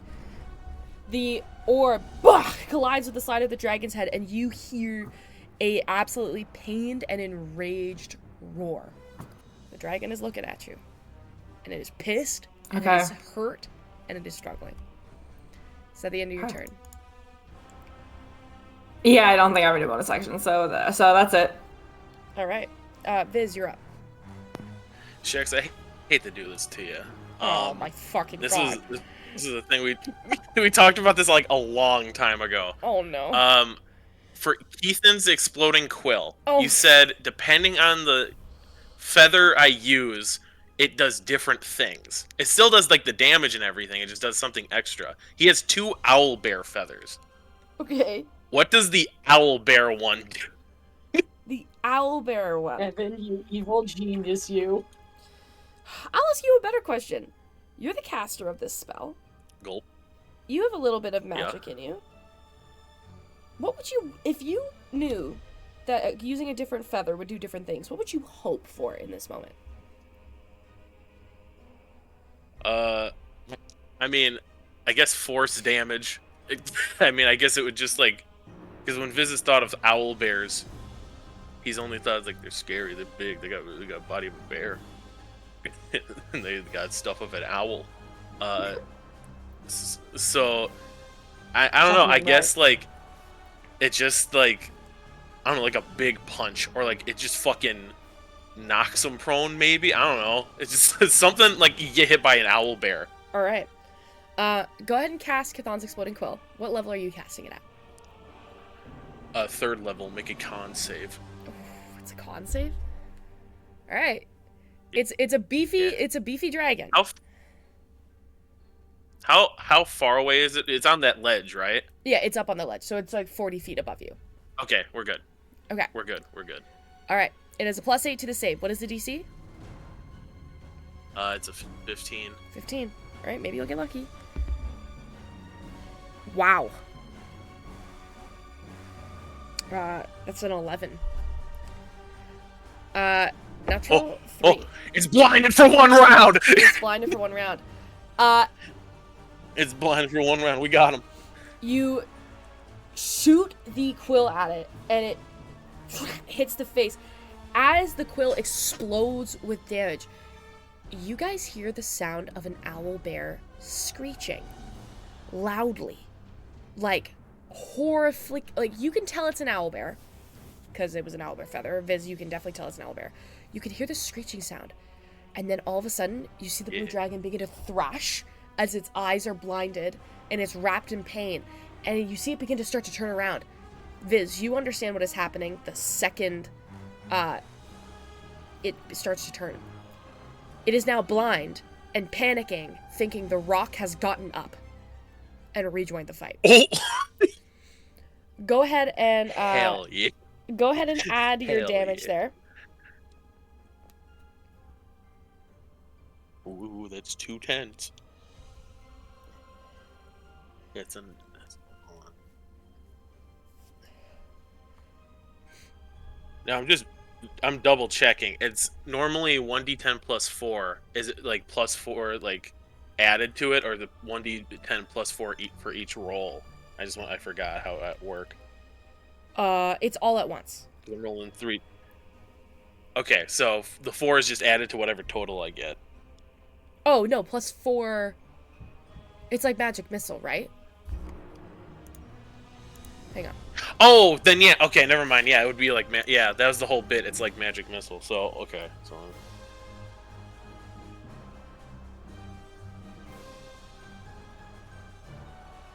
Oh shit, man! I'm fucking up math real bad. So at 1st level, it does 1d10 force damage. At 3rd level, it's gonna be 3d10.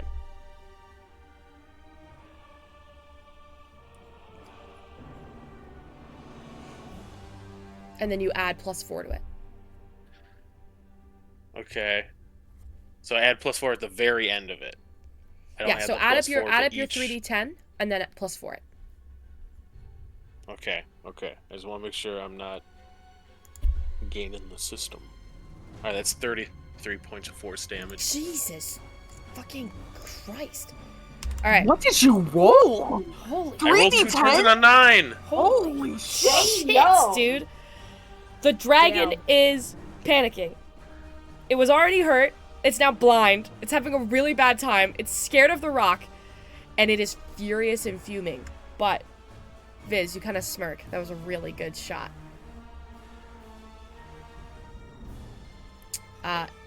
is at the end of your turn. One more thing in my funny boot. All right. No, I have a bonus. It's a bonus action. I have a funny little trick up my boot. I will teleport 15 feet away, back the way I came. Yeah. Back the way you And then I'll move over kind of by Glorb a little bit. Up your boot. Yeah, and then I'm gonna. So that's 15. I mean, I'm just gonna hide behind Glorb. I'm scared. All right, there you go. All right, everybody, it's blind. And that's Biz. That's Biz. All right. Aurora, you're up. So I have a question. Mm-hmm. It's blind. Does that mean I technically have advantage on it? Yeah. All right. I'm gonna do something I've been wanted to do for a long time. Aurora looks at this thing, sees, even though she just got hit by lightning, she turns, watches Rhett hit the ground, turns back to the dragon, doesn't say a word. She draws her glaive and points at the dragon. Okay, because oh my god. I'm just gonna see if I can. I just got a nat 20. You guys watch the lightning that's crackling around her turn purple, coalesce around her body, shoot into the glaive as she casts lightning bolt. Lightning bolt? Guiding bolt. Guiding bolt. Because I got a nat 20. We love a good guiding bolt. All right. I cast 20 instead of 46. It's 86. Do I do this on D&D Beyond, or do I do it the old-fashioned way? Whatever you're feeling. I thought you said lightning bolt, and I was about to ruin your day. No, guiding bolt. guiding. Right. Lightning bolt. I mean, hey, maybe it's good that Nev's unconscious because all her shit is thunder and lightning. Mm-hmm.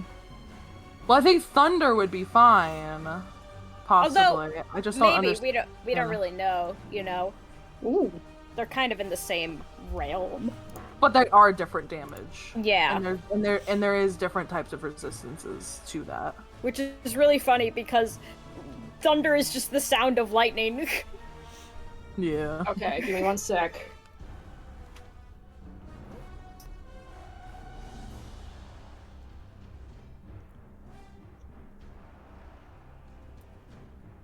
It takes 28 points of radiant damage. Okay. And how far is it from me?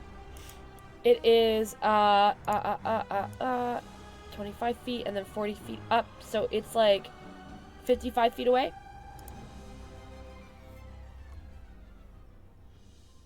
Okay, I'm going to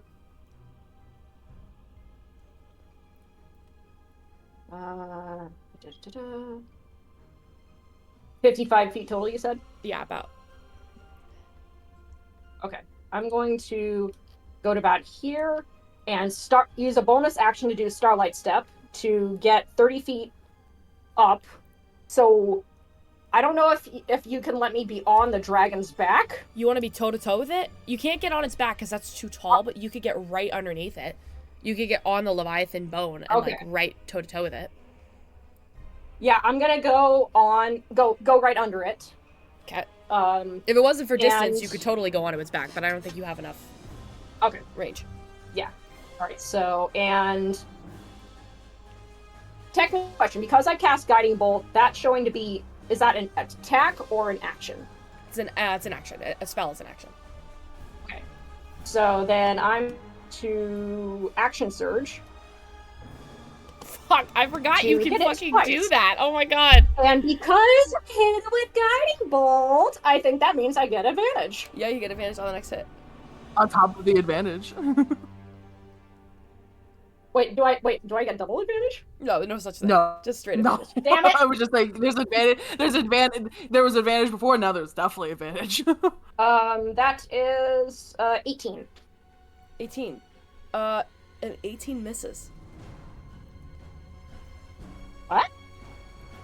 A dragon An 18 misses. Oh man.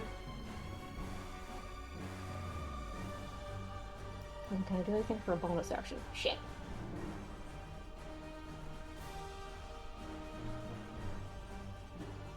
Oh man, I just burned my set for nothing then. Sorry. You swing your why did I just want to call it a trident?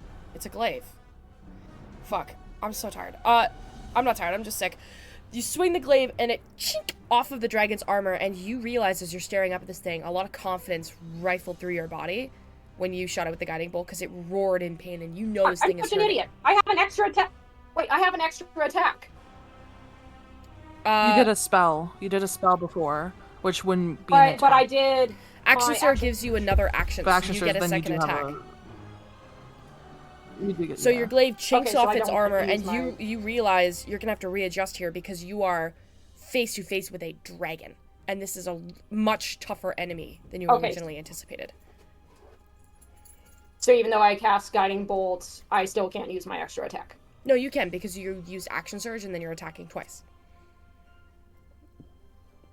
Wait, did I just roll once to attack? No, I rolled just once to attack. Oh my god, I'm such an idiot. I got too excited. Sorry, guys. That's all good. I technically don't have advantage. Wait, no, I do, because it's still blinded. It has blind sight within 30 feet. So you do not have do not have advantage on this hit. That was a 19 plus 6. Wait, 6?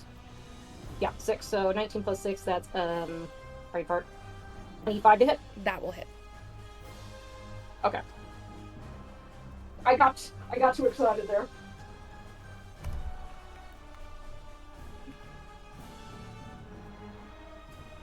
Ooh. That is 13 slashing damage, plus I'm gonna pump in one of my psionic energies, so that's a... Oh, it's a D8 now.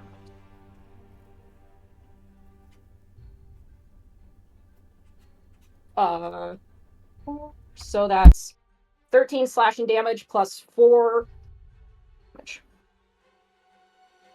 Okay. You swing. This time you do make contact right beneath the scales, and the dragon roars. It is very hurt, very frustrated, very angry, but you also get the sense as your blade collides that it's turned down. Oh, sorry. That's 7 force damage. 7 force damage. Okay. You get the sense as it collides and it looks down at you, it knows exactly where you are, and you have that moment of just staring down into rows and rows of dagger-sharp teeth. Is that the end of your turn? I mean, I can't do a bonus action twice, so that's the end of my turn. Okay. Glorp, you are up right? next. I can't do... No. It's just the action. Okay. So, question. The dragon is standing on the Leviathan skeleton, not on the ground, correct? Yes. How tall is the Leviathan skeleton? Like, how high up off the ground would you say it is? 10 feet? It's just bones. That works for me. Yeah. But they're big bones, so I wanted to double check. Yeah, that's fair. It is in total. In that case... It's about 85 feet from you right now. Okay. With the height being up. Yeah, that's fine. Yeah. So, in that case... I am going to move... I was expecting it to measure. Okay. It's been a minute since I'm gonna move, like, exactly enough so that, like, I can see it. Like, was that, like, 10, 15 feet? Yeah, 10 feet. Just enough that just enough that I can see it. Okay. And then I am going to cast Erupting Earth. So, on the ground underneath it, actually, I'm going to specifically angle this so that on the ground underneath it, in a cube that is 20 feet across, the ground just kind of explodes up. Okay. So And it's I am standing going on to, the bones. So the ground erupts up from the bones? Well, that's why I was kind of checking. It's like, I don't know, it's within the 20 feet cube still, so is any of the ground still, like, hitting it? I guess. Yeah, or like, can I fuck up the bones with the earth? It is like, am I able to do this? What does erupting earth do? So it's a fountain of churned earth and stone erupts in a 20-foot cube, and it will have to, like, make a dexterity save or be bludgeoned. Or be bludgeoned, okay. Erupting earth. Yeah, I'd say... It can, yeah, you can absolutely do that. I'll have it make the dex save. I'm just looking, I was just reading the spell, I just need a second to process that. It'll take damage either way, it's dex for half damage. Okay. It rolled, first good roll this son of a bitch has had. 21 on a dex save. Yeah, that saves. Okay, let me roll my damage and it'll take half. Oh, that's not very high anyway.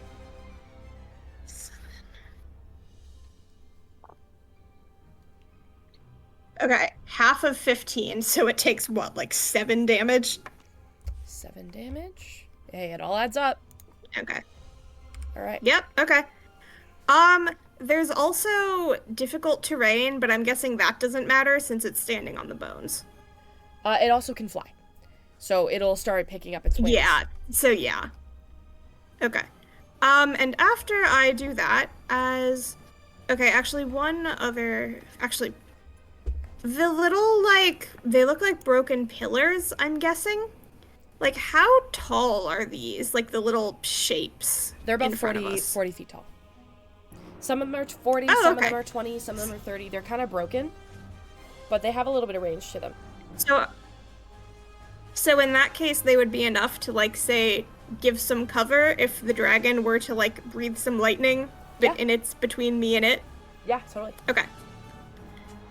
In that case, I am going to use my bonus action to do Hidden Step and turn invisible. Okay. It's my funny little Fearbulk thing. And then I am going to move... Oh, I did not mean to draw that line. I am going to move behind the pillar, invisibly. Okay. So that it doesn't know where I am. Fair enough. Sounds good. And that is my turn. Okay. That means next up is Mirabelle. Okay.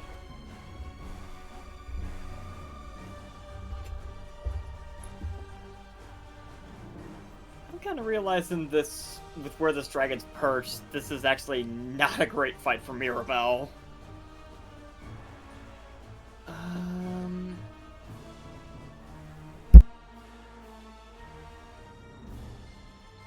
I think what I might do...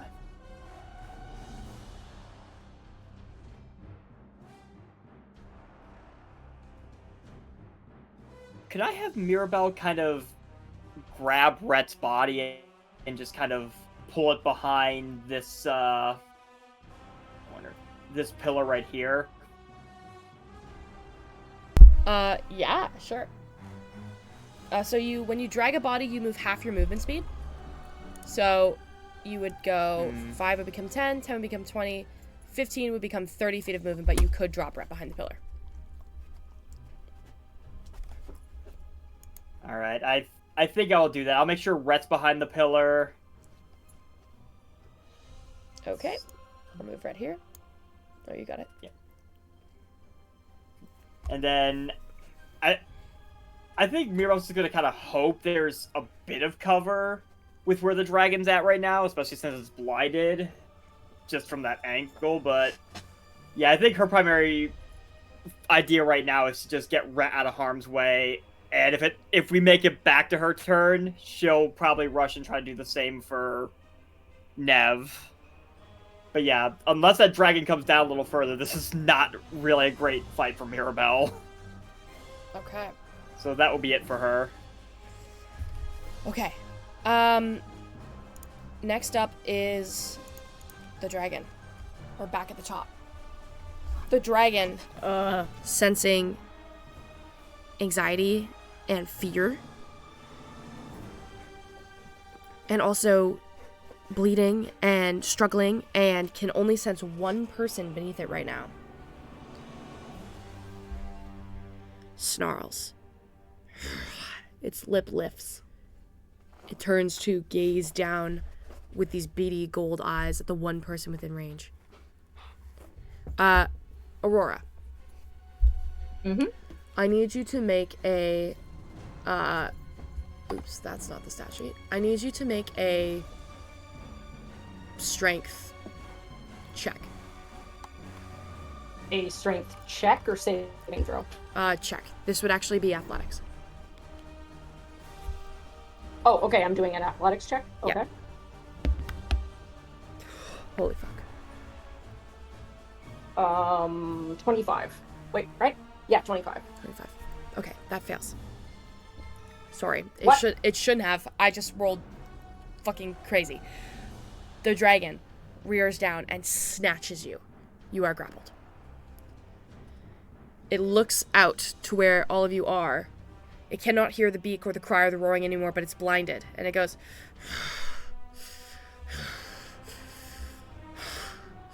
Today is over. And then in your hand, Aurora, you feel like the tightening in your chest as it squeezes. But today is a warning. Never return to Bayanbar's lair, lest you face the wrath of me again. You guys hear the beating of wings. Bayanbar is going to use its full movement speed to fly 80 feet up into the air. I'm in its mouth, right? You're in its hand. You're in its claws. Oh, it's okay. Okay, for a moment I thought I was in its mouth. I was like, oh fuck. You're okay. like wrapped around its claws as he takes off into the air. You look over, and your friends are 130 feet below you. The dragon is going to... It made one claw attack as a grapple. It is now going to bite and take another claw attack against you in its mouth.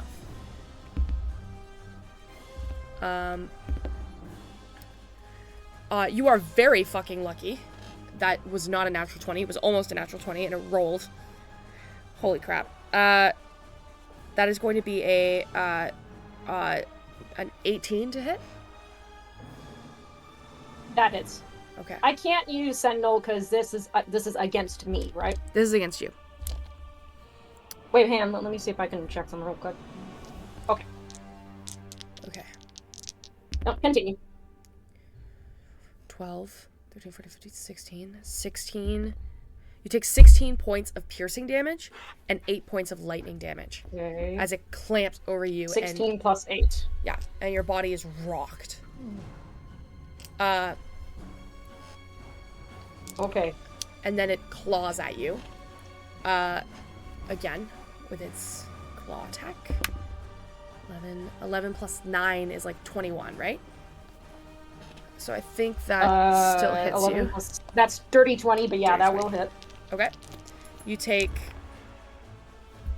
9 plus 11, 12, 13. You take 14 points of slashing damage.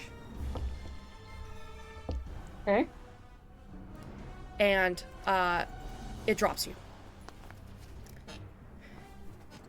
Oh, just 14 points? Yeah, are you still up? No, I'm out. You're out. Aurora, the last thing you hear as you begin to fall unconscious, you feel the lightning that has just racked through your body. And then claws into your stomach as it clenches tightly. You feel your organs get pierced and blood pouring out of your mouth. And the last thing you see as this dragon just is encapsulated in front of you is it goes... Some never learn the lesson. But death is still a merciful option to my mother. Goodbye, little elf. And he drops you. You guys watch with horror as Aurora is bitten and clawed into. The dragon is 130 feet into the air and in the process of trying to flee. And as he is trying to flee, he drops Aurora, and Aurora's unconscious body begins to plummet.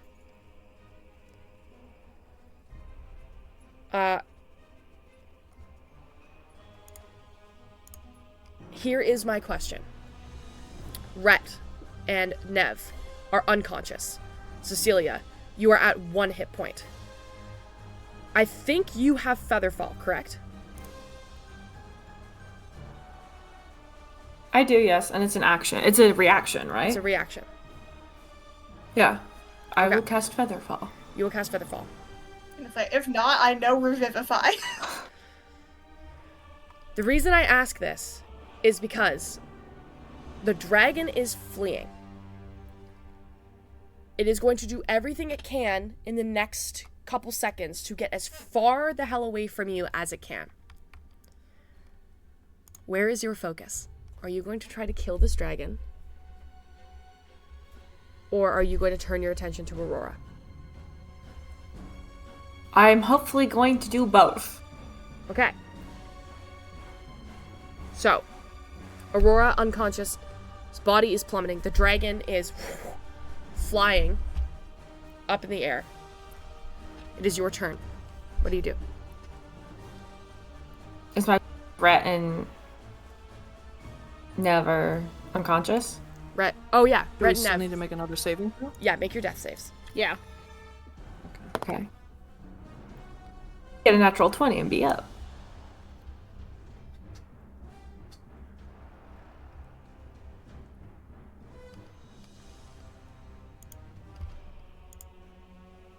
Okay.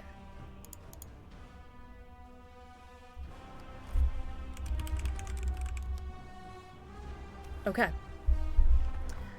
Cecilia, it is your turn. Okay. Reaction Featherfall on Aurora. And how far away is the dragon? Like, how high in the sky?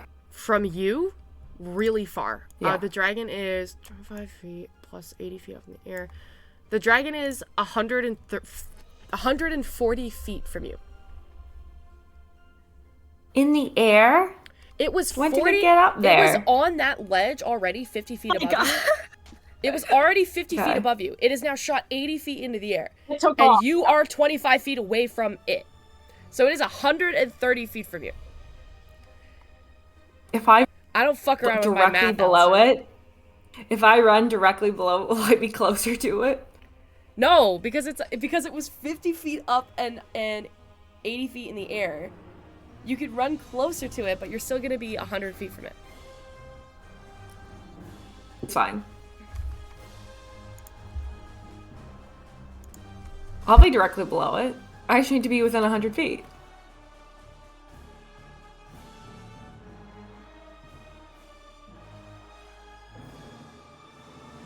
Am I within 100 feet of it, Chex? Where are you moving? What are you trying to do? You said it's 100 feet in the air. Yeah, it's 100 feet in the air. No. I said it's Yeah. 140 feet from you because it's 30 feet away, and then it was 40 feet up. God, can someone tell me what 40 plus 80 is? Am I fucking tripping? What is 40 plus 80? 120. Okay, you kept are- saying different things, sorry. and I've never been so confused. You're like, it's 120 feet in You are the air. It's 140 feet in the air. 160 It's 100 from where feet in you the were air. I'm like, standing. where is Sorry, this in the air? I did the math too fast, and then I did the math wrong. From where you are right now, you're 160 feet from it. When you move 30 feet, you're 130 feet from it. That is what I was trying to say. Okay. Holy shit. Okay, I was Sorry. very confused. I like, was trying to how do high math. I in was the trying to do sky math so is fast. this thing? It's high. It went 80 feet straight into the air, and it was already 50 feet above you. Okay. Well, I mean, it's leaving, but well. If you've Well. got something to hit it now, because it's leaving. I don't have anything that's over 100 feet. However, does You can also make a shot, and if it's out of range, it's a disadvantage. yeah, I'll do that. I'll do that. I'll do a chromatic orb. Okay, you're gonna do a far distance chromatic orb. Yeah. Okay. Okay, this could be really funny. Far distance chromatic orb. Roll with disadvantage. Okay. You need a 19 to hit the dragon. Hits Aurora midair. Yeah, the body falls and crushes Aurora. Okay. That's one way to go down, but yeah. If using Chronal Shift on a disadvantaged die, what does that do? Do I reroll the lower one? Yes. Okay. Okay, that's much better. Okay, so it's a 13 plus 7. This is 21. Oh my god. Okay. I rolled a 19 on the first one. I got very lucky on that first one. That is fire damage. Okay.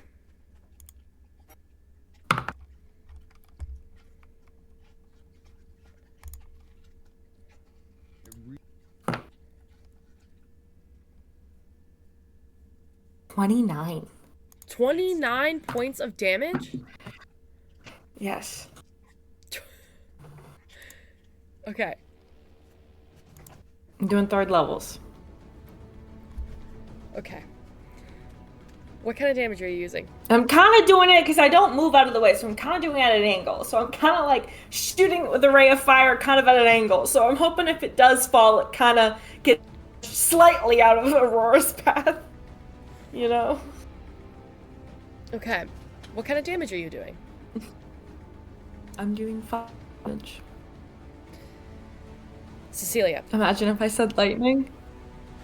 You rush forward, the chromatic orb in your hand like a baseball. You've never had a good throw in your whole life. But god damn it, this is a fucking dragon. And you're gonna do this shit right. And like a fucking Pokemon throw, like you're throwing a Pokeball, you just launch this orb of pure fire.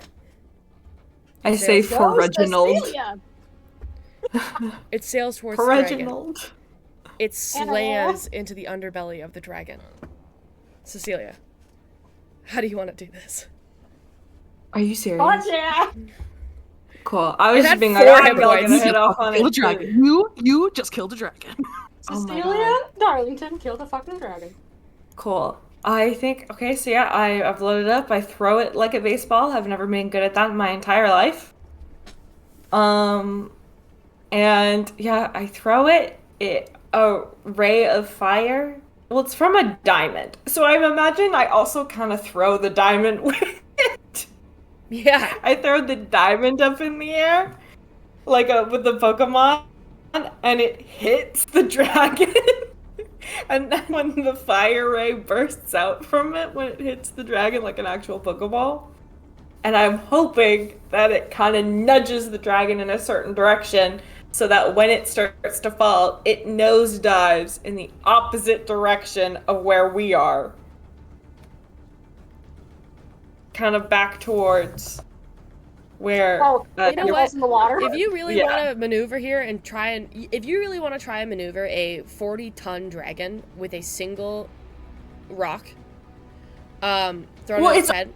Like it's already the physics are already going. It might nosedive in the way it's going, which would be in the opposite direction. I need you to roll a d20 for me. Just roll me a d20. Okay. Okay. Next, if you kill me because of this, I'm going to be fucking pissed. I didn't do 11. 11. The dragon roars. You hear a horrific death rattle. Horrific. You can't hear it. I can't make that noise. It will carry through on Discord. Horrific death rattle. It begins to spiral. You still have a soundboard. I forgot about that. Wait, what? Forgot about that. Where's my dragon? Why is it not on here? What? What? Oh. What Oh dragon? damn, y'all have serious shit on your soundboard. Oh, I forgot about that. Oh, yucky. Thank you. I'm wondering. Hey, at least for me, it's not as loud as last time. Last time it was like in your ear, and everyone was like, "Stop it!" It was deafening. Yeah, personally for me, I know how to control the volume. I do not, but thank you for the dragon death rattle. It sails slamming into the side, its body jolting and shaking before it collides and skids into the dirt. Aurora. Does its head overhang where Viz is? Yeah. Yeah, it does.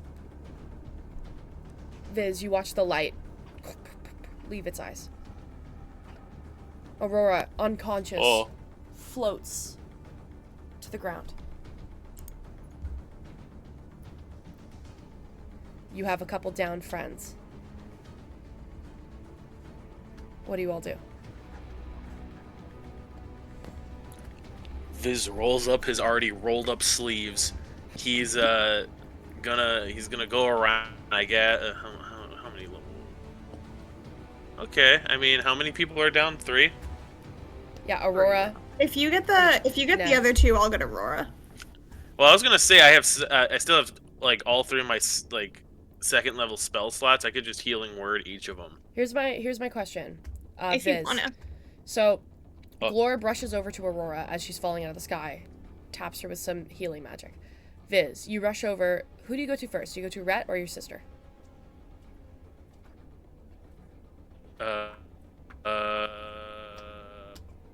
Choice of the century. Don't say that, man. I'm just asking. Who do you heal first? I mean, I guess. Well, what's the range? Oh, 60 feet. I don't even have to. No, but you have to. Touch You have anybody. to I'll cast just go them. say. You have to cast them separately. One at a time. Yeah. I guess I go. Nev, then Rhett. Okay. Nev, you feel yourself jolt awake. Relieved, Viz, you turn and what happened? You look over at Rhett, and what is the word you say to Rhett?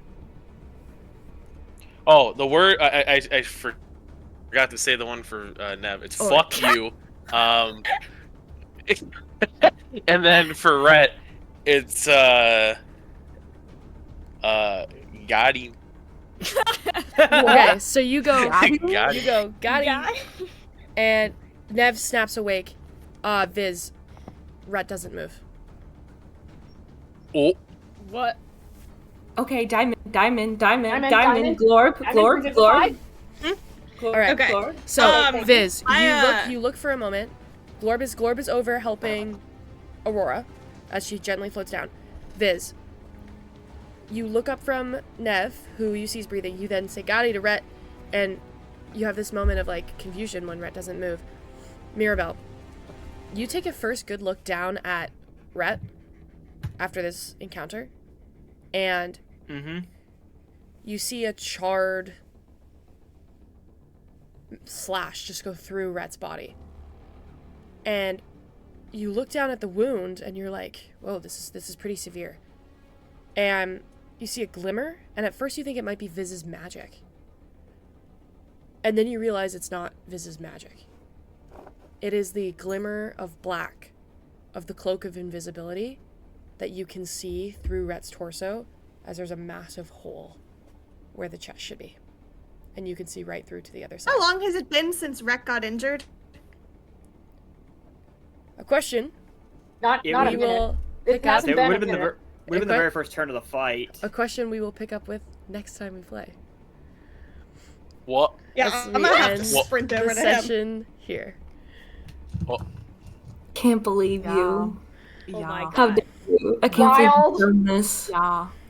Oh Yeah, that my was- god. What That was nasty. did you roll nat 1? I rolled a total of 5 for the first roll, and then I rolled a natural 1. Oh. When I messaged you and you were responding, I was freaking the fuck out. Yeah, when you Oh started my messaging me, I was God. like, yikes. I rolled just in total for this interaction, a natural 1 on my dex save, then a 3 turned into a 5 for my first death save, and then a natural 1. Oh You my guys. god. I So, changed to both of them. With all of that that was being crazy. said, we have the smoking body that has been extinguished of a rock that is face up somewhere in a small, shallow pool of water. We have a dead dragon that is skittered across the ground. We have a skeleton of an ancient leviathan. And we have a dead body of Rhett. And we will end the recording there and pick up next time. Thanks for playing, guys. Diabolical. Oh my God. To end there. Oh, I mean, Okay. you've got a minute, and the Okay. battle that was only like I 12 More think- seconds. capital So. logistics I think that next time. Thanks for watching. Okay.